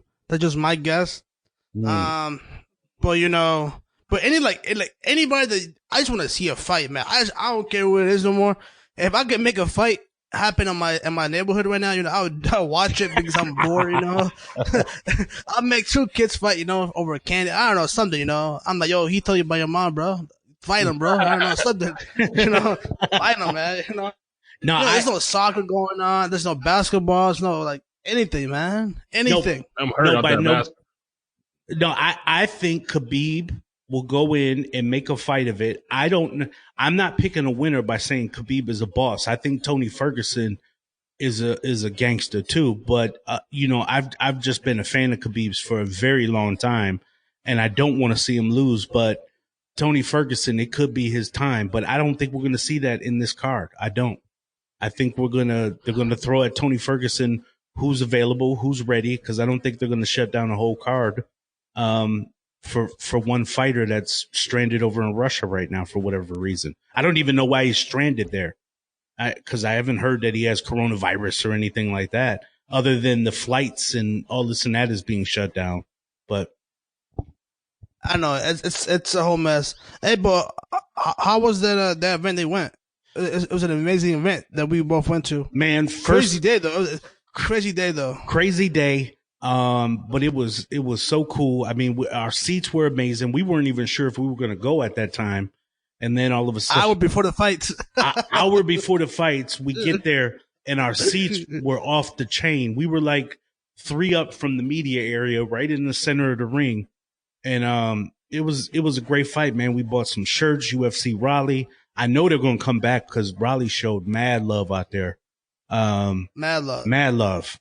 And it was great fights, man. Great cards, great undercards on them. It was just really, really good time. I'm glad we win. I'm glad it worked out. I know it was a great event. You know, I enjoyed it. You know, that day was, like you said, that day was crazy. You know, hours, like maybe 2 hours before the fight started, we didn't even know, we didn't have a ticket. Right. You know, we were asking like, are we actually going? Right. You know, because someone said this all started because someone told us that they could get us tickets for like 6 of us, and then one by one it started to say, you know, some did it like, no, we can't make it no more, and so like hours, like literally 2 hours before the fights, they actually got us tickets. You know, well, we paying back, but you know, keeping it real with you, Chop. I wasn't sure how real people were about going in the first place. So, I mean, we were willing to pay for it if we had to go. We wanted to make a way and make sure we weren't sitting up there. So, I mean, the fact that it all worked out where we had great seats, it was like, boom, it worked out. But I think the other people were like, I don't even want to pay a couple of dollars for it because they weren't real MMA fans, UFC fans yeah, like us. So we were down to get in there. So it just worked out really well for us. And Q, I'm with you on that. No, go ahead, Chop. Sorry. No. You finish. I was going to say, he said, man, I'm heard about the basketball. I was going to say, I'm with you on that because Milwaukee, my squad was making a run. But y'all's going to lose in the playoffs, come on, brother. Y'all, this is why y'all keep collapsing every time. I can't believe it. I don't think y'all going to win. Stop it. First of all, we got a different team. Here's what happened last season. So last season, Eric Bledsoe and Chris Middleton disappeared. And Chris Middleton was our outside shooter. This year, Vincenzo, some other cats started stepping up. Our bench got deeper. We went out and got the Lopez brothers together. So we got deeper in the post. You know, we went out and got another shooter in Corver. So if Chris Middleton wasn't hot that night, we had a couple other shooters to get to. So I think this year was going to be much different. So the fact that you think we were going to lose, Toronto had a run that was destined for them. They had Kawhi there at the time. Van Vliet started showing out. They just had a squad, and then young boy, he all of a sudden started. Siakam stepped up as a star. So you had all the stars aligned for them. But this was the Bucks' year to come up out of the East and give the Lakers everything they could handle. Amen. The Lakers. What about the Clippers? Now, I think the Lakers ultimately were going to go, man. You got AD, LeBron out there, and their bench was getting deeper. I think the Clippers was going to be their battle in the West, but I think ultimately it was going to be in the finals, the Lakers, for sure, in my opinion. I feel that. I'm a Kawhi Leonard fan since D-Wade left, so, I mean, I'm going to rock with him wherever he go. True. No, Kawhi, Paul George together are difference makers, but AD is just a problem. And you got LeBron out there who can give you 30 and more at any given night if it ain't turning out right. And then you got the other cats out there that all of a sudden they were building their bench out for. Lakers was going to be a problem for the Clippers.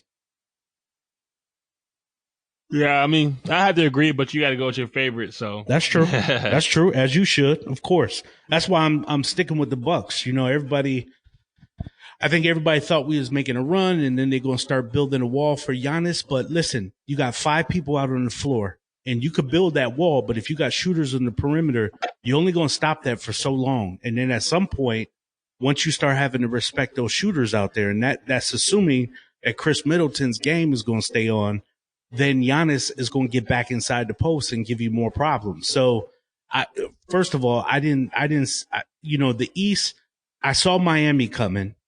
I know Brooklyn's going to be a problem next year. So all this does is begin to prep Kevin, possibly, and Kyrie.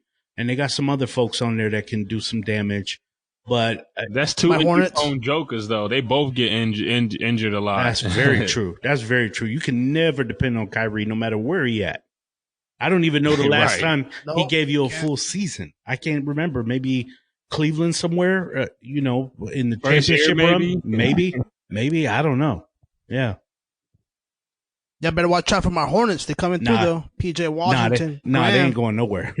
Watch out. But you better watch out, boy. Hey, I'm a Devontae, grew up with Devontae Graham, so, I guess I got to root for him, but, they're not going to go too far. No, they got hoopers on there. Don't get me wrong. Oh, yeah, some MJ ballers. cheap, though. And they showed out in that freshman, sophomore game, the, Rising Stars or whatever. Yep. They got some ballers on there. But you need somebody to be able to put that together. It's kind of like Jason Kidd was coach of the Bucks. He saw what he had in Giannis, had him running the point for a while. But it took Budenholzer to come in and really start collectively putting it in, getting the bench tighter. And Hornets, they just don't have that right now. And then when they lost Kemba, now I like Kemba, I think is a baller, right? I think he's a baller, but Kemba also sucks the air out the room. So you can't develop your other players either around him when he's going to put in 30, 40 every night. I want to see some of the other players get off. So if you run deep in the playoffs, you got an option too, where you never really were confident about that. So then we messed around and we got Marvin Williams. Is that his name? Marvin Williams from the Hornets. Yeah, Marvin. Yeah. So we got him from the Hornets. That just made the bench deeper. We got Wesley Matthews, who can pop off on threes anytime. We didn't have that last year for the Bucks. And the Hornets need to do some of the same. You need to be able to see what you have. I don't think Rozier is the answer. I don't think he's the answer. I think it was more than money because they actually paid Rozier pretty handsomely. But I wasn't sure why they wouldn't ante up a little bit more for Kemba, but I think because I can't understand a pound for pound trade for Rozier and Kemba. They're definitely two different level players. Totally. But I think at the end of the day, Hornets kind of looked at it and said, okay, we've seen enough about how far we can get with Kemba. We need to mix this up a little bit. So they kind of let him walk. And so you're going to go through some pain for a while, a couple years, maybe a few years, maybe, based on the fact that you make a decision you let a pivotal player like Kemba Walker walk away. And now you don't know what your other assets are. So you got a bunch of guys out there that's balling, but they're not balling together. And that's what makes the difference. Yep, that's true. Yeah. So, man, this coronavirus, man, is really sucking the air out, though. That we can't even go out. You can't even do anything. You can't even go eat. You can't even take out a girl and eat, outside. Can't stay next to her. You gotta be 6 feet apart. I can't give her the hug. The hand over the shoulder stuff. You can't do that. You can't go to the movie theater. You can't go to the ocean. You can't go to the parks. You can't do anything, man. You gotta be at home. Yeah, man. This is unprecedented times that we've ever seen, but it's I think it's also necessary for the country. We needed a reset. We were going 100 miles per hour in a dark room.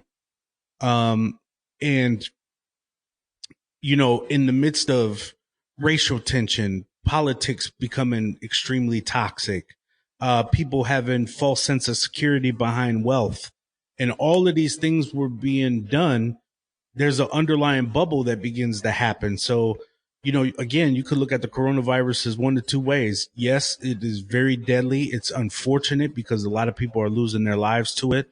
And I certainly don't want to see anybody as a result die in my family. I think it's sad for others.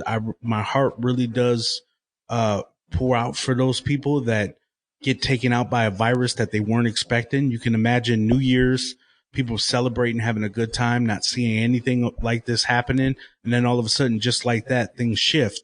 But, with that being said, then on the flip side of that, it also has given us a moment to reflect in our own homes. I'm trying to wonder, what does this mean? Will divorces begin to increase because folks getting tired of each other? Or that's crazy, right? Will relationships get stronger? Will people now get away from their false sense of security and finances and, find some truths in what they need to be doing financially? There's all kind of things that can result good out of this in the midst of bad. But, bad is certainly a part of it and what's happening with the coronavirus right now for sure. I believe you hit the nail on the coffin on that. That's the same way I believe. I think that just the Earth needed a reset. All the stuff that we do to it. Pollution and people and water. It becoming unhealthy for some water. The air has been coming bad. Now with this, it gives the Earth a reset, and it gives us, a reset on our values. Where our values really true are. Where they really are. Yeah.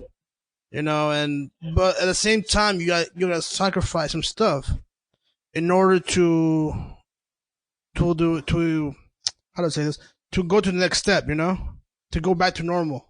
You gotta reset, take some pain, and then we'll be fine. I'm assuming in the next couple of months or two, we'll be back at the shop, smoking cigars, drinking, and we can be able to handshake and hug each other, and the next, and be going to the NBA games or next UFC fights and restaurants and all that. I just believe you just hang on tight, make sure you do the right stuff that they ask you to do, and we'll be back to normal. I see it as an opportunity, man, just to really dive into your extracurricular things, like me for writing and other things that I really feel like I didn't have time for because, working 2 jobs already. I think it's time giving me a chance to slow down and actually do things I really, really want to do. I think most people should think that and look at it as an opportunity. As we talked about in the beginning of the show, man, it's all about your perception, how you view things. That you can be down about it and depressed and erratic about everything, or you can really get down, get in your grip, and get better and do the things that you really wanted to do. Yeah, one of my favorite movies is Shawshank Redemption, and one of the lines he tells old boy to get into is he says, "You got to get busy living or get busy dying," and what that means is, so what do we do? Do we just give up now, or do we fight through? We look for the best opportunities in it. We recognize that there's pain, that there's hurt in the country and worldwide, as you pointed out, Chop. But then also, for those that aren't being affected by it, at least necessarily right now, it's like, so what do you do? And it kind of goes back to what you say, Q. It's like, man, examine yourself, see where some of the areas you need to be corrected and fixed on, and prepare for the next swing of life here. Because the hopes is that life will go on at some point, and we'll recognize the deaths and the tragedies that happen. But it's no different than the Great Depression in 1929, 28 and earlier. It's no different than 9/11 when those planes crashed into the building. This life is fragile, man. We will always face some very, very traumatic events, but those who live through it, now you should realize how fragile life is and what do you make of your opportunities and stuff like that. So yeah, this coronavirus, guys, I mean, it has, for me at least, set kind of a moment of reflection a little bit, like, man, I need to work on this. I need to, and I don't mean work. I'm talking about, maybe I need to recognize the fragility of life a little bit and maybe slow down in certain areas. So, hopefully good comes out of this. I hope so too, and like just like a recap, like what you said, for me, it's the same thing, it made me, realize where I'm at in life and where can I go, where can I, relax on and what can I speed up on, like you said, maybe I was lacking on, for example, I knew I was slacking on my diet. So I'm like, all right, but this time now, I'm actually educate myself on the dieting and all that and take it serious now, And so for other listeners, it might be, maybe they want to start working out. They can start working out now. Or they wanted to stop smoking. They can start not smoking no more, and enjoy their families. It's just different ways to, as someone could take this point and use it towards them. Yeah, and recognizing also that one of the harshest side effects of this, aside from the deaths, is that it separates us from each other. So maybe recognizing how much we choose to need each other. You know, I watch I Am Legend with Will Smith. You see him going into a Blockbuster yelling at a mannequin like, talk to me. You know, it's kind of like, it just goes to show you how much we need each other in order to survive. And then when you're being told disconnect from one another, it makes you feel a certain way. And so, you know, one of the side effects, and the harshest one, again, outside of deaths, is, man, you know, maybe my connections in humans is a lot more meaningful than I thought it was. You know, people run around all the time talking about they hate people. They, you know, they wish they could be alone. They try to move out as far as possible to be away from people and have neighbors. And that may not be the healthiest benefit for you. Sometimes having good relationships and people that you can connect with is just as important to your health as being on a diet or anything else. That reminds me of that Twilight Zone episode with the guy that reads books, and he wanted to know about some world but him reading books, and then his glasses broke. It's like, man, now you need somebody. You know, I had thought about that. I love Twilight Zone. Yes, for real, man. We need people. I don't know, no matter how introverted you want to be, man, you need somebody else. That's why we're having a human experience right now. That's what we're having. We're having a human experience when we deal with one another. So we'll see how it happens. If we just go back, I'm not on Facebook and Instagram and all that intentionally, but I am on Twitter and other places. And I see, you know, all it takes is one statement by Trump or somewhere else to get people fired up. You know, maybe we'll go back to being the same mess and whatever, but maybe we'll change a little bit. We'll see. Time will tell. And you're active in Twitter. I see you like giving people, you know, if you try a product, they don't like it, you give it to them. You know, you're like I don't like this, or like you praise somebody. You know, you're active, bro. Like you're active. Yeah, I enjoy being on Twitter, man, because it leaves. You know, it's 140 characters, so it leaves some sense of civility in what you choose to write about, right?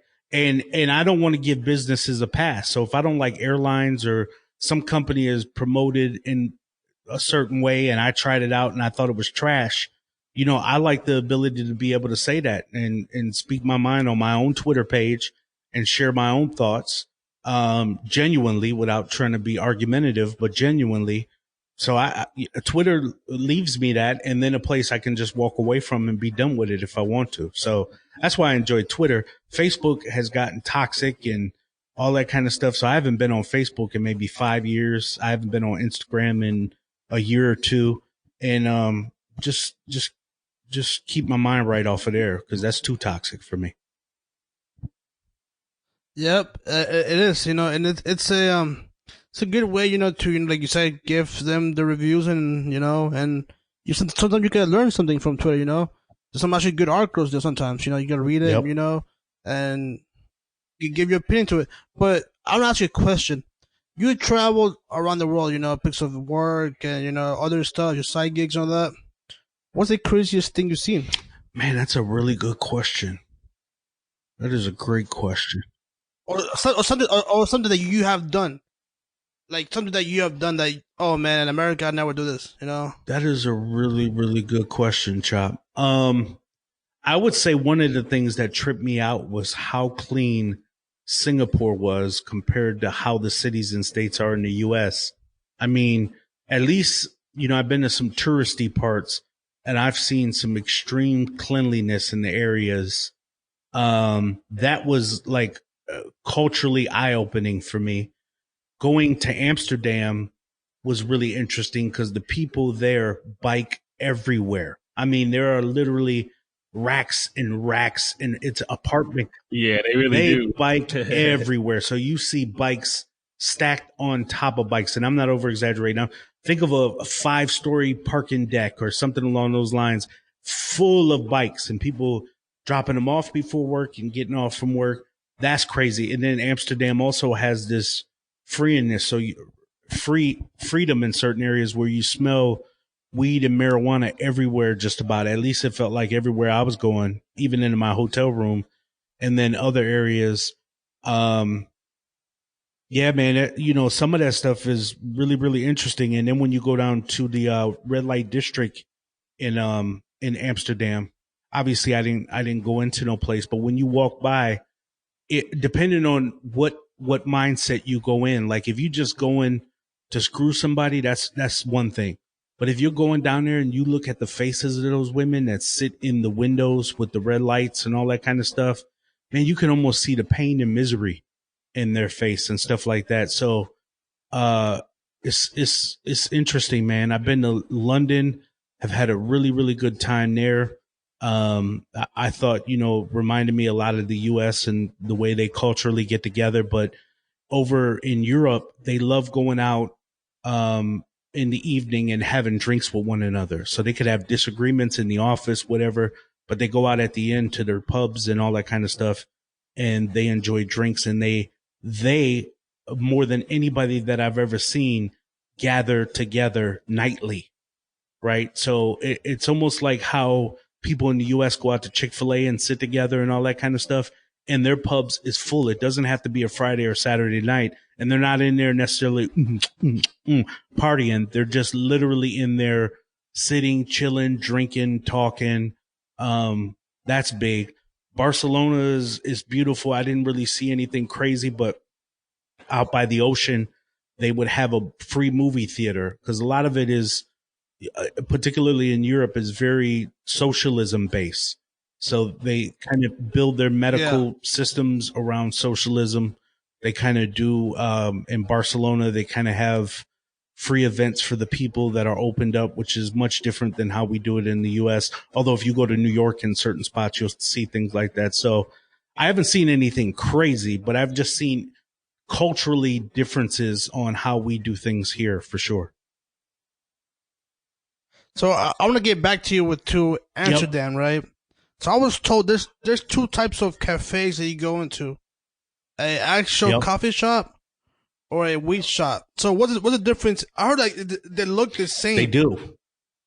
They be called coffee and cafe. I think it's like cafe, I think. But like, what's the difference? Like, why you know where you're going to one that but you think that you're going to. So anytime in Amsterdam, for example, somebody talks to you about going to a coffee shop, most of the time the primary focus there is about getting some weed, smoking weed. Although they sell coffee there, cafe has nothing to do with marijuana. You're in there to eat, dine, have brunch, whatever. And there's no marijuana, none of that kind of stuff. So coffee shops are different. Coffee shops primarily focus on purely marijuana. Oh, okay. So cafe is more like the dine-in, and coffee shop is more like let's go smoke a joint and have coffee. Exactly right. Yep. That's very dope. So, what do you think about this CBD weed stuff? You know, I know it's two different things, but give me your opinion about, you know, I know we talked about it off the line before, and you know about CBD and all that. But what's your intake? So I got a couple of different perspectives about it.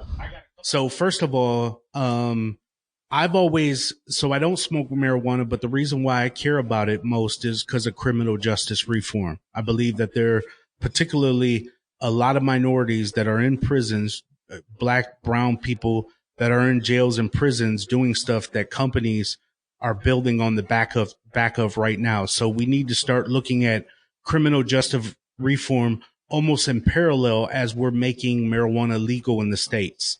So I think that's primary number one. Number two, absolutely. That needs to be a focus. So when you make it legal in places like Colorado or Michigan somewhere, you need to also turn your attention to the jail systems and how they're overpopulated with nonviolent criminals that you've called criminals, but literally, sure, they weren't following the law, but we need to reevaluate what that actually looked like, and we need to make it right. And then the other part to that is that, you know, you look at the farming system today, and as tobacco has dropped about 20% in farming, now what are farmers looking to do? So they're looking to replace about 20% of that farming with hemp, with marijuana or growing marijuana or something along those lines. So it has to be evaluated from a business perspective for farmer growers, and then it has to be evaluated from a criminal justice reform. Again, I'm not a smoker of marijuana, but I believe it for that reason, and that's why I would support it for that reason, but only if they add a criminal justice reform component. If they're just making it legal because, you know, it reminds me when back in the day when they got away from prohibition and they made it legal, the only people that were at the front of the line to make it legal was the rich folks. And again, minorities were left out because they had the speakeasies and all that kind of stuff. And again, this almost felt that way where minorities were pushed to the back and they were locked up, criminalized, made to feel bad about that, when we know states are collecting millions and millions of dollars of extra revenue from marijuana. Well, where you think, I think Colorado collected $500 million in extra revenue as a result of selling marijuana. If they decide to close it tomorrow, where do you think that $500 million go? You think people just decide to stop smoking weed? No, it goes in the streets. So people have to be realistic about what this is. Now, CBD, which is much different than the two things we just discussed, CBD is mostly, CBD and no THC. So it doesn't have any psychedelic effects.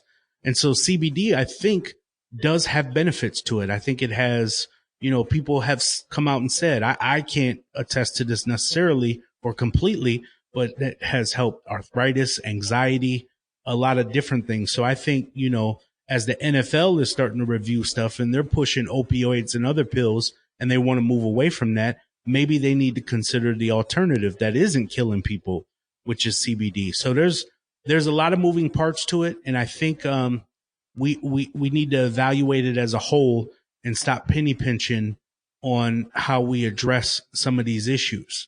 So it should be criminal justice reform, business with the farmers. It should be having alternatives for sports like NFL to move away from some of these harder drugs that we've been peddling to them or pharmacies have been peddling to them and get into CBD. So there's a couple of different moving components there. I got as a special needs teacher, I've seen parents use CBD on their autistic children and it's helped a lot. So it definitely has some benefits to it. But I think that criminal reform definitely should be number one. Huge. Definitely should be number one on the list because I just seen too many people affected by it, and it's like you said, they're making a bunch of money. Just like they make a bunch of money off the country made a bunch of money off our backs, man. They're doing the same thing in Colorado. Yeah, it's just it's reverse. It's reverse. Right now, the reason why it's hard for many, whether they admit it or not, it's kind of like a different form of Jim Crow the prison system is.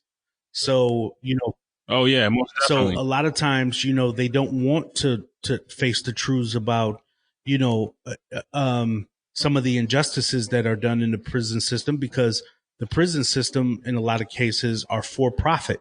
And when it's for profit and you start releasing people, what happens? Your profit starts to shrink. So the minute the prison systems got into capitalism, you now created yourself an issue, a vicious cycle of people having an interest in having a kind of people locked up and working for pennies on a dollar. And I think that needs to be not only looked at, but corrected. Oh yeah, most definitely corrected, eradicated, all that. It's no prison should be for profit, because like you said, now people are setting people up or doing things so that they can't have people fill the prisons. I mean, I've seen a video where they put a truck of sneakers out in an impoverished area. People barely even have shoes, and as soon as they went to go look on the sneakers and look to take one, they arrested them, put them in prison. I mean, stuff like that is just, it's not how this country should be ran. No, but, it kind of started off with, when you have people that write in the Constitution, all men will be created equal, will make slaves free, except for the 4 niggas in my barn. It creates a separate atmosphere, right? That where you're like, well, you never really see a certain group as men, so you'll never respect them as such. And so that's why I mentioned about Jim Crow is that, if you take a hard look at businesses that are being created, and it's known that companies like Budweiser are positioning themselves. When I say position, they haven't come out and done anything, but I wrote an article about this in Culture Bank magazine, where I talk about how, in parallel to, as we look at marijuana, we need to be examining this. Otherwise, I will believe that, there are completely racist undertones to keeping certain groups in prison. Oh yeah, I'm believe that. But Q, I want to go back. I want to go back to CBD, and you as a special needs teacher, right? Special eds. How do you see the benefits of this during class? Do the kids like that? Because that very interests me a lot. Like, do the kids have a better understanding of what you're teaching them, or is it like their nervous system comes down? Behavior. You got one that just fights us and gets all crazy. But when she's on the oil and stuff like that, when she gets her CBD treatment, I mean, she's a lot more calmer. She's more attentive. And it's more natural compared to some of these drugs that they have. Because you give them one drug, then you gotta get another drug to counteract the last drug, and another drug after that to counteract the last drug. The side effects. No, that's no bueno, really. I mean, that's not good for anybody. That's even drugs, for any type of disease or any type of any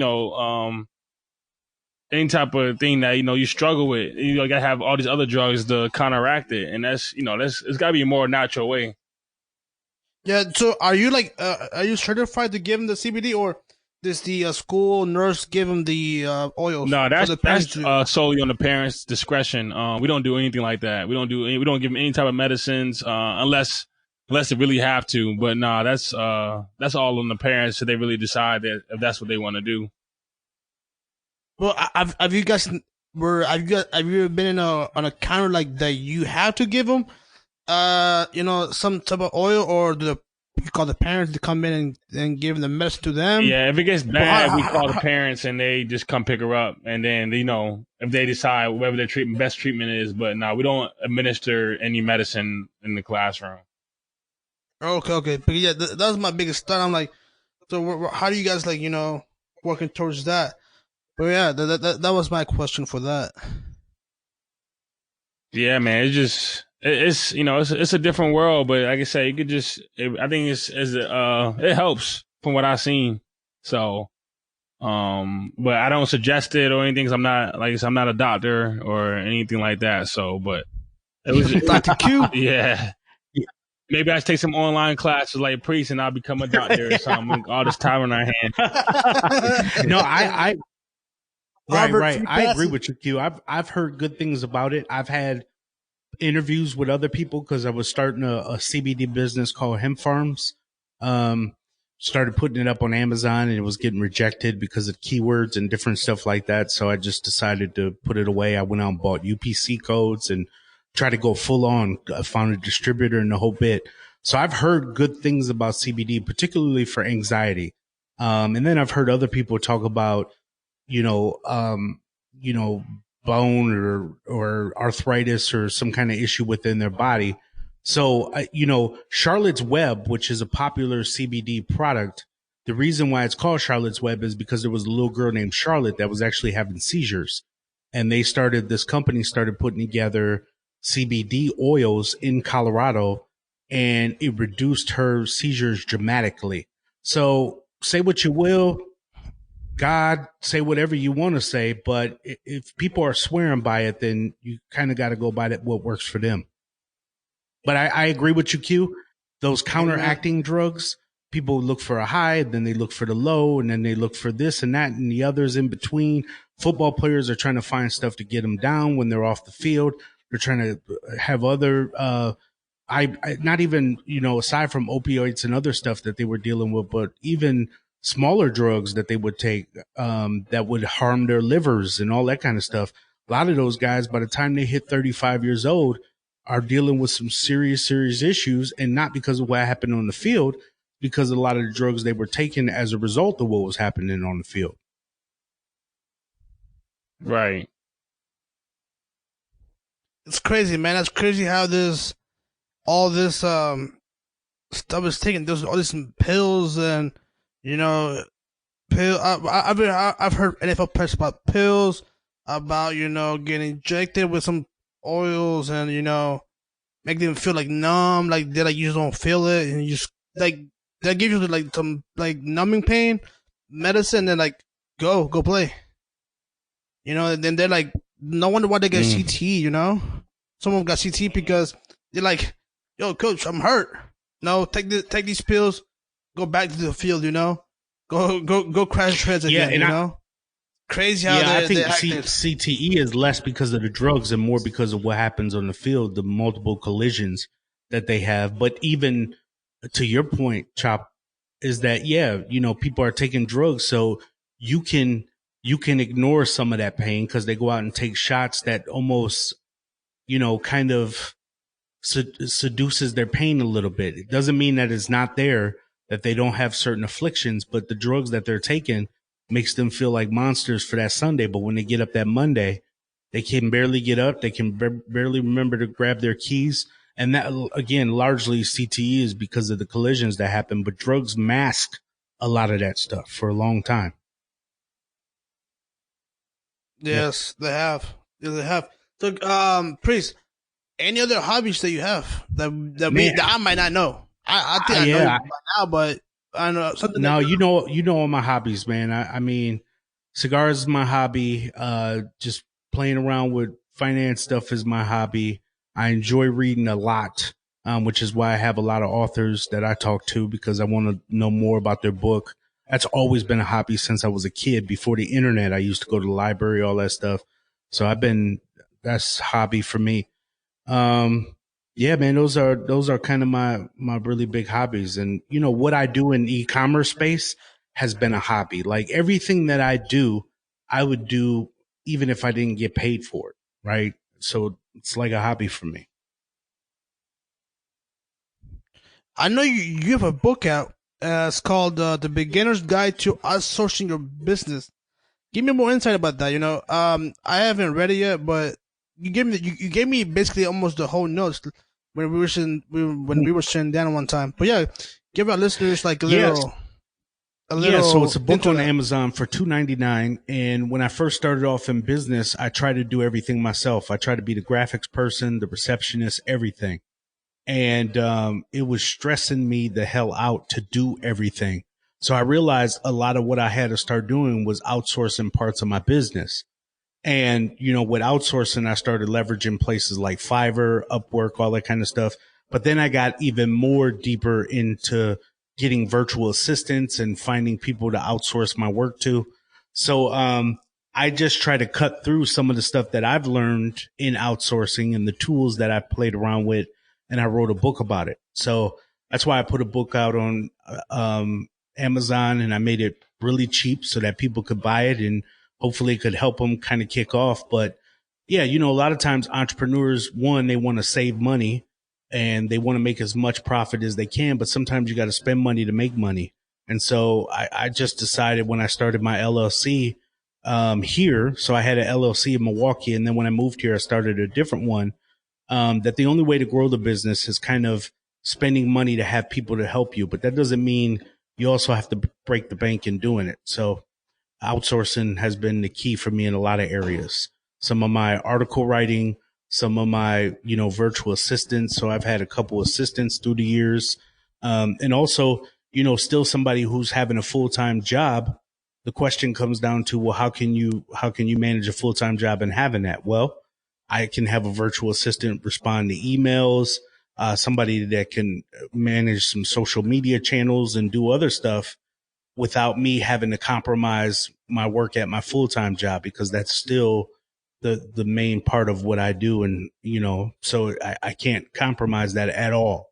So, that's why I started buying into fully the idea around outsourcing. That's why I wrote about it. How many books in total you have? I got you got total. Well, I got two actual books that I wrote on Amazon. One is about starting a subscription box business, and the other one is about outsourcing. And the subscription box business, I kind of walk people A to Z through how to start a subscription box business. And the reason why I know about that is because I have a mentor in Milwaukee, Wisconsin. His name is Jalem Getz. So if you search him, you can find out a lot about him. But he started a lot of multi-million-dollar making businesses. And one of the ones he came to me on, I remember having dinner in Milwaukee at Robin Yount's restaurant, and he told me exactly what he wanted to do. He started a business called wantable.com. And, but he's like, I want you to take over kind of the partnership stuff and help build the business from there. But along the way, I was learning the subscription box business because it was still a startup. And, I wrote about it, and I created a website called subscriptionboxer.com, started becoming an affiliate with multiple different subscription box companies after I left Wantable, and, ended up selling that website, subscriptionboxer.com, to a guy. I sold that on flippa.com. It's a website where you sell domains. You can build websites, all that stuff. Yeah. Apps. Yeah, and all you can that sell stuff apps too, right? and whatever you've developed, built, you want to be done with it, but somebody else wants to buy it, but they didn't want to do all that back end dev work. So that's why I sold subscriptionboxer.com. I had the book and then kind of walked away from that. And then I have a book on Amazon. I think it's only 99 cents. It might even be free, but it's called The Quick and Dirty Podcast Setup, I believe it is, or Quick and Dirty Podcasting. And that was just to help people. That I wrote that a few years ago because podcasting, before it came out with these cool tools like Ringer and all this other stuff, podcasting seemed like it was really big to get into. And I really didn't. I found some stuff by a good guy named Pat Flynn that kind of helped me get into podcasting and learn a little bit deeper about it, but I wasn't finding tons of stuff. Now you can go on YouTube and find all kind of cool stuff on podcasting. But when I started getting into podcasting, remember, I started my podcast 5 years ago. Most people thought podcasting in general was a fad. So, you know, at that time when I wrote it, it was kind of like, no, it's not a fad, and it doesn't have to be as big as you think. I used to see people with their picture like, here's my setup, and they would have 2 monitors and all these gadgets and gizmos. And I used to be like, man, I need all that. And then the more you learn, it's like, no, I just need a good mic. You know, and then as you grow, then you start finding out essentials. So that's why I wrote a book about that one, or a small guide, if you will. Yeah. Shout out to Pat Flynn though. He did taught me how to, how to start. How to start. With the podcasting and what you use and what you, like you were saying before, podcasting was like, say, it's a fad. Mm-hmm. It's just gonna die down. But honestly, I saw an article that's like podcasting it's like the second biggest like news outlet. Oh yeah, podcasting like, is exploding. I mean, you guys have seen it, Q and Chop. I mean, podcasting. You think to yourself, well, I'm nobody. Who wants to hear me, essentially? But you have something to say. A lot of these YouTube influencers, podcasters are out.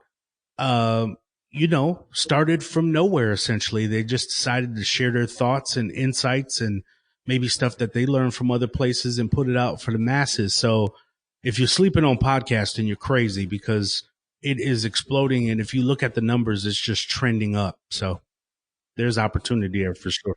And people about listen and read nowadays too. So yeah, exactly. People are doing a lot less reading and more listening in their content. That's why Audible is becoming big for books. I got Audible too. That's how I can get through some other books so quick. But yeah, people are listening to a lot more stuff. I mean, I have a lot of podcasts that I listen to about financial stuff. One of my favorite podcasts is Money for the Rest of Us with David Stein. I've had him on my show.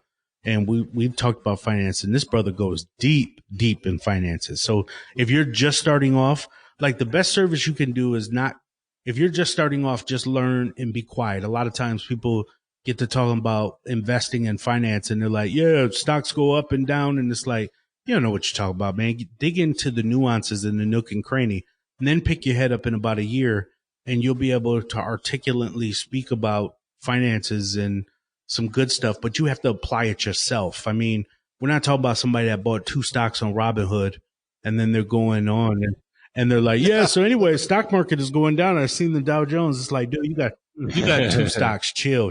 Just get your stripes take in some content a little bit, learn from some people, be willing to read some white papers, dig in, use yourself as the experiment, which I have in everything that I talk about. I don't care if I talk about CBD, finances. I have been the working experience, which is why Pathway to 60K is almost like, hey, I'm using me as the test case. So if you Google my name, I've been on other podcast shows talking about all these topics, but it's not because I haven't tried.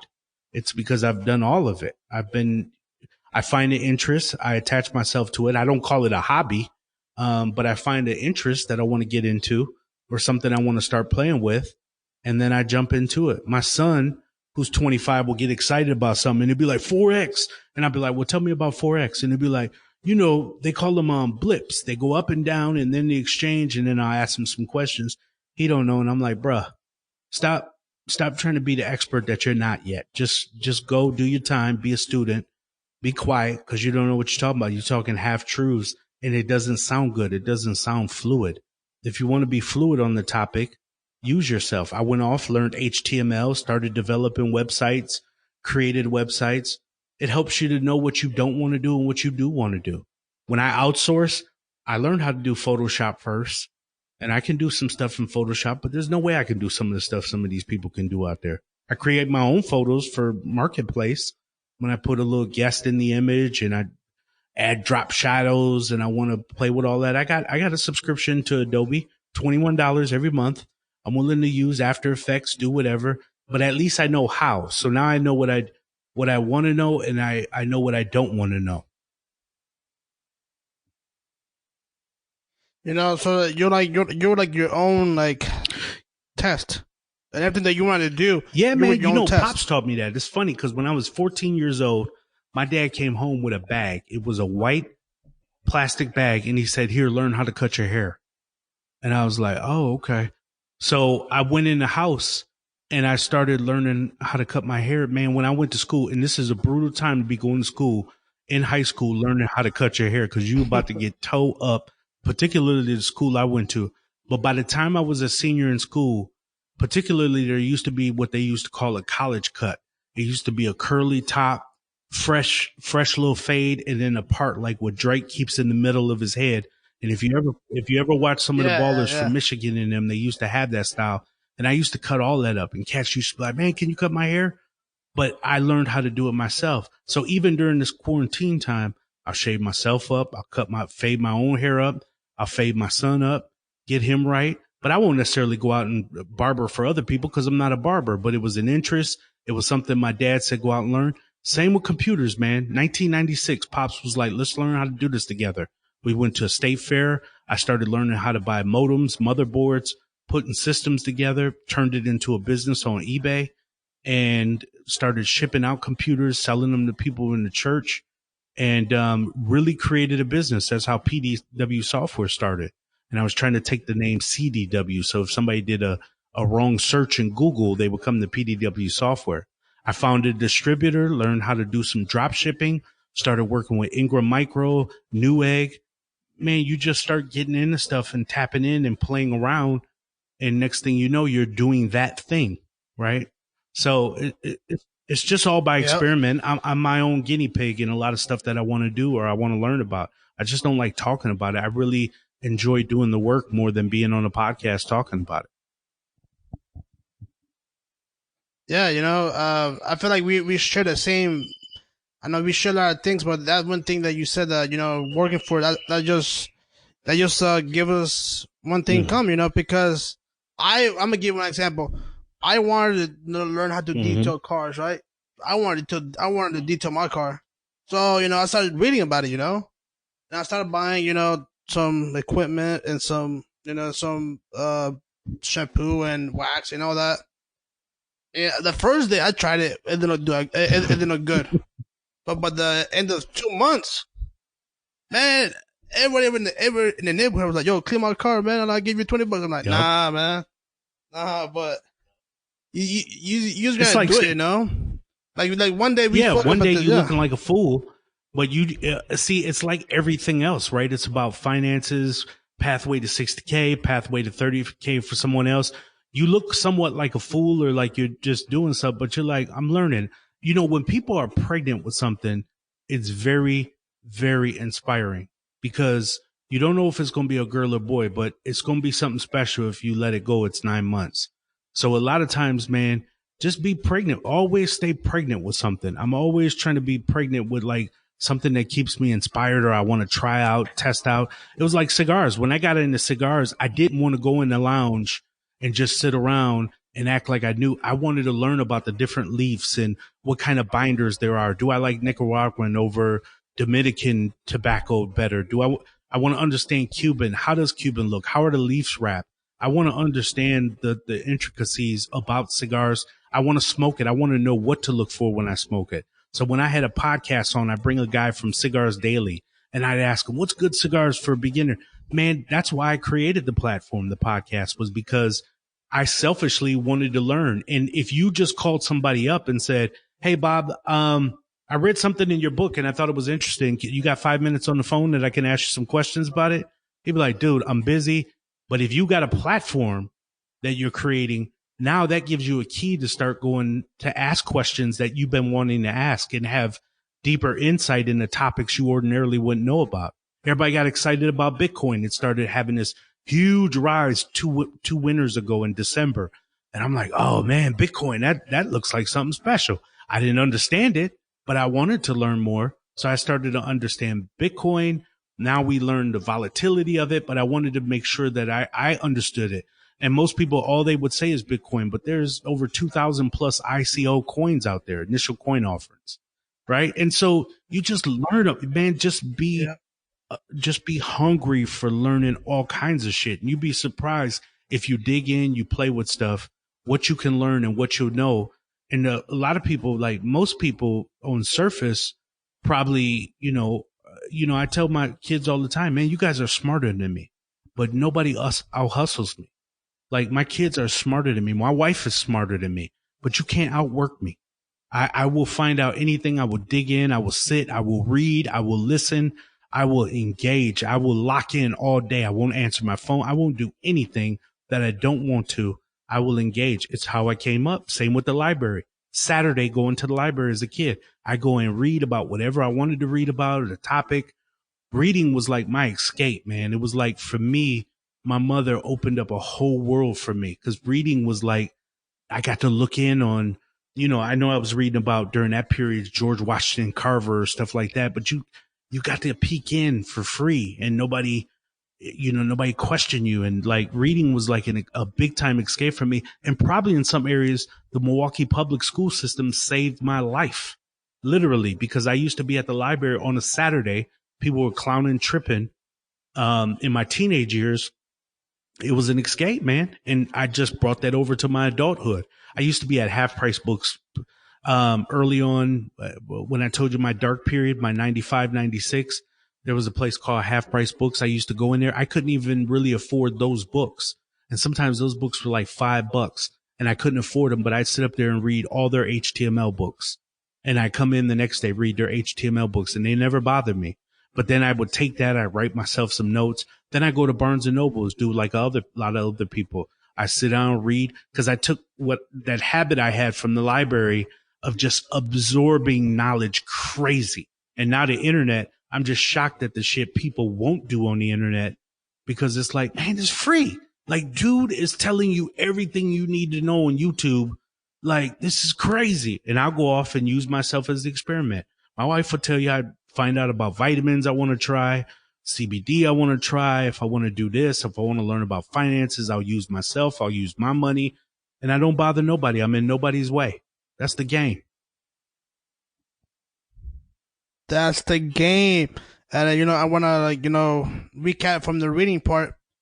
Like I told you before in our interview, when you interviewed me, readers are leaders, No doubt. You gotta read, read, you doubt. You gotta read.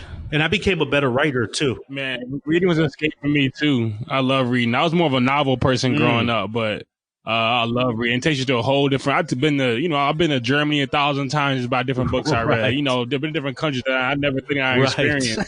Like for real, spot on. It's really something else, man. I love books so much. I got a whole bookcase. It's lovely. Oh man, I got a storage full of books, full of them.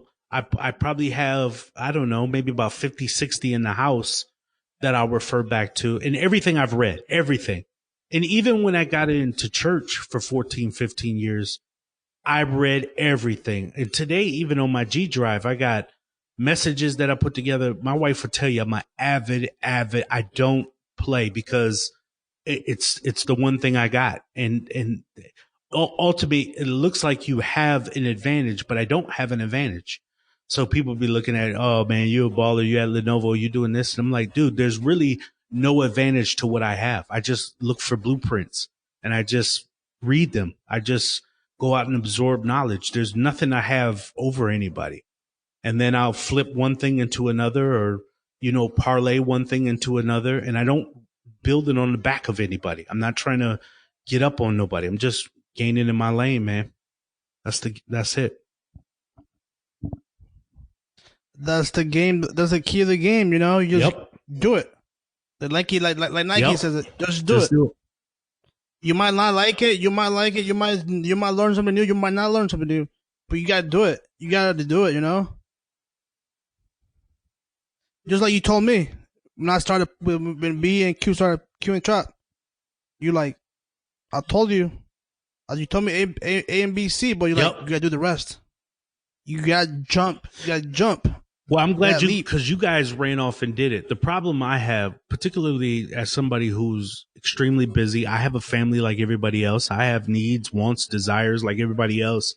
But a lot of times they'll be like, man, let's go out and meet for coffee. And they damn near want you to do the work. And so a lot of times I'm like, look, I'll tell you A, B, C, D, but you got to do it because I'll give you the game in the Cliff Notes version. But you got to be willing to go out and do it. I'm not going to do it for you. Otherwise, I'm not doing you any favors and I'm wasting a lot of my time because I've been here, done it, and, it doesn't really benefit me. So people like yourselves, you two will go off and then do it. And it's like, now these are some young brothers that I can invest in. I can sit and talk with and build with and go on and, whatever life serves us up together. As a unit, it's like these are some cats I build with, but you'd be surprised, man, how many cats I talk older than me that's try to waste all kind of time. And it's like, I don't have that kind of time to waste. Time is like money, man. Time is money. And I don't mean that like time is, I don't mean time is money. You got to see time as your inventory. And it's like, how much inventory do I want to pull out for this person? Right. It's, I tell my kids this all the time. It's like time is like your most valuable asset. It is like more than your money, more than everything else. Time is your best asset. And so when somebody sits by and wants to talk and do all that extra stuff, I don't want to give you that asset. I don't have that. So the older I've got, I've become a lot better at being clear about what I want to do, what I don't want to do. If I want to be at home and just chill, then I just tell you I'm at home chilling. I'm not here to impress anybody or whatever. So yeah, time is your most valuable asset out of everything we talked about today. And so who you give that to should matter. And so I don't, we've done a 2-hour podcast here, a little bit more. It's like, hey, that, I don't want to do that with anybody because it doesn't mean anything to them. Or they'll use bits and pieces of it and try to go off and be the expert. You two have shown that, like, I've sat with Q countless times, and Q is like voraciously taking notes, and he goes off, builds something, texts me, I did a MailChimp, Priest, I did this, did that. I'm like, okay, that's what I'm talking about. This young brother gets it. My own son is just starting to get some of that stuff. Call me up, pops, this, that, the other. But he's my son. If he was anybody else, I would have told him a long time ago, man, here's a YouTube link or something and been good. Yeah, man. It's what it's about, man. You gotta have, like you said, when you're pregnant with something, you hunger for it, man. You eat it till you're full. And then you give it to other people. Big time. Yes, sir. Priest, how can people reach out to you? Oh, man. Or yeah, people want to talk to me, hit me up at Priest at InsideTheMarketplace.com. First name is Priest, like church, Priest at InsideTheMarketplace.com. Otherwise, they can follow me on Twitter, I'm at P. Willis Sr., and you can find me there. And I think on LinkedIn, but if we haven't done anything, don't hit me there. But just Twitter, email address. That's it. Your podcast? Podcasts, yes. InsideTheMarketplace.com. We put up our 162nd episode yesterday. And so we've been going for 5 years now. So if people want to check that out, go to InsideTheMarketplace.com. Otherwise, we're everywhere that you can find a podcast: iTunes, Spotify, iHeart, all the platforms. Yep. So yeah, we will have we're gonna put down in the description all your information. Plus, we're gonna add a pathway to 60k.com. You know, I like the slogan you have. Act like you're broke and stack like you're rich. I love that, man. I love that. Yep. I love that, yep. man. That's how it should be. Act like you're broke, stack like you're rich. It's like Tony Montana. You like Scarface, don't you, man? The world is mine, man. Yeah, those are the world's yours. That's right. Yeah, I wish I could have that, like that fountain he had on my house. You know, people, my neighbors would be like, hey, this kid is wild, bro. Hey, but it didn't end well with him by that fountain. By the way, it didn't work out for him. No. It did not work out. It did not work out for him at all. You know, like no, but look. But it's a good saying, though. I'd be remiss without. I know we're about to go here, but I'd be remiss without saying, you two brothers, I'm proud of you. I'm excited to see your growth and success that you've had.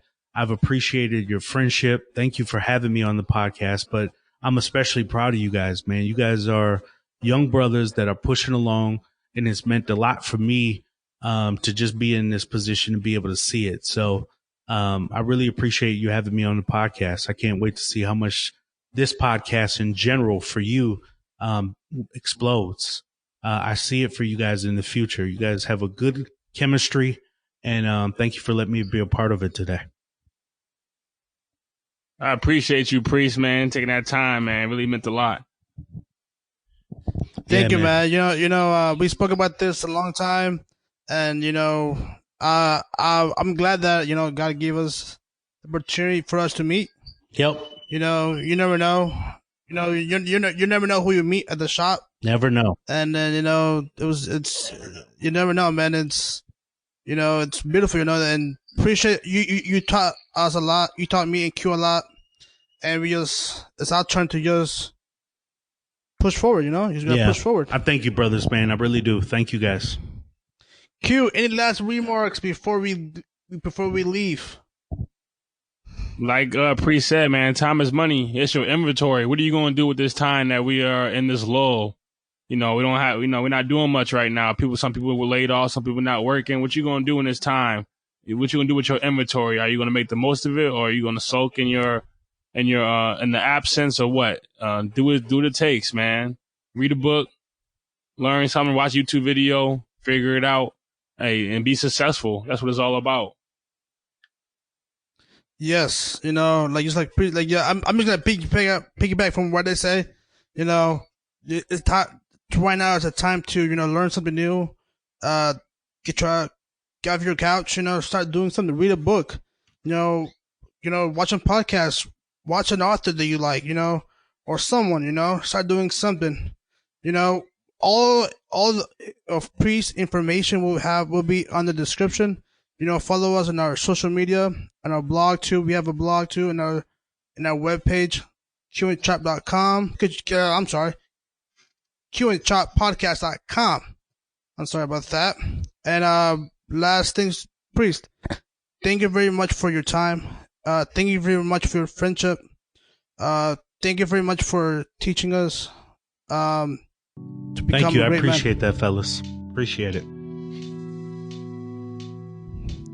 All right, guys. This was Q and Chop episode 11 with Priest Willis. See you the next time. All right, man. Be blessed.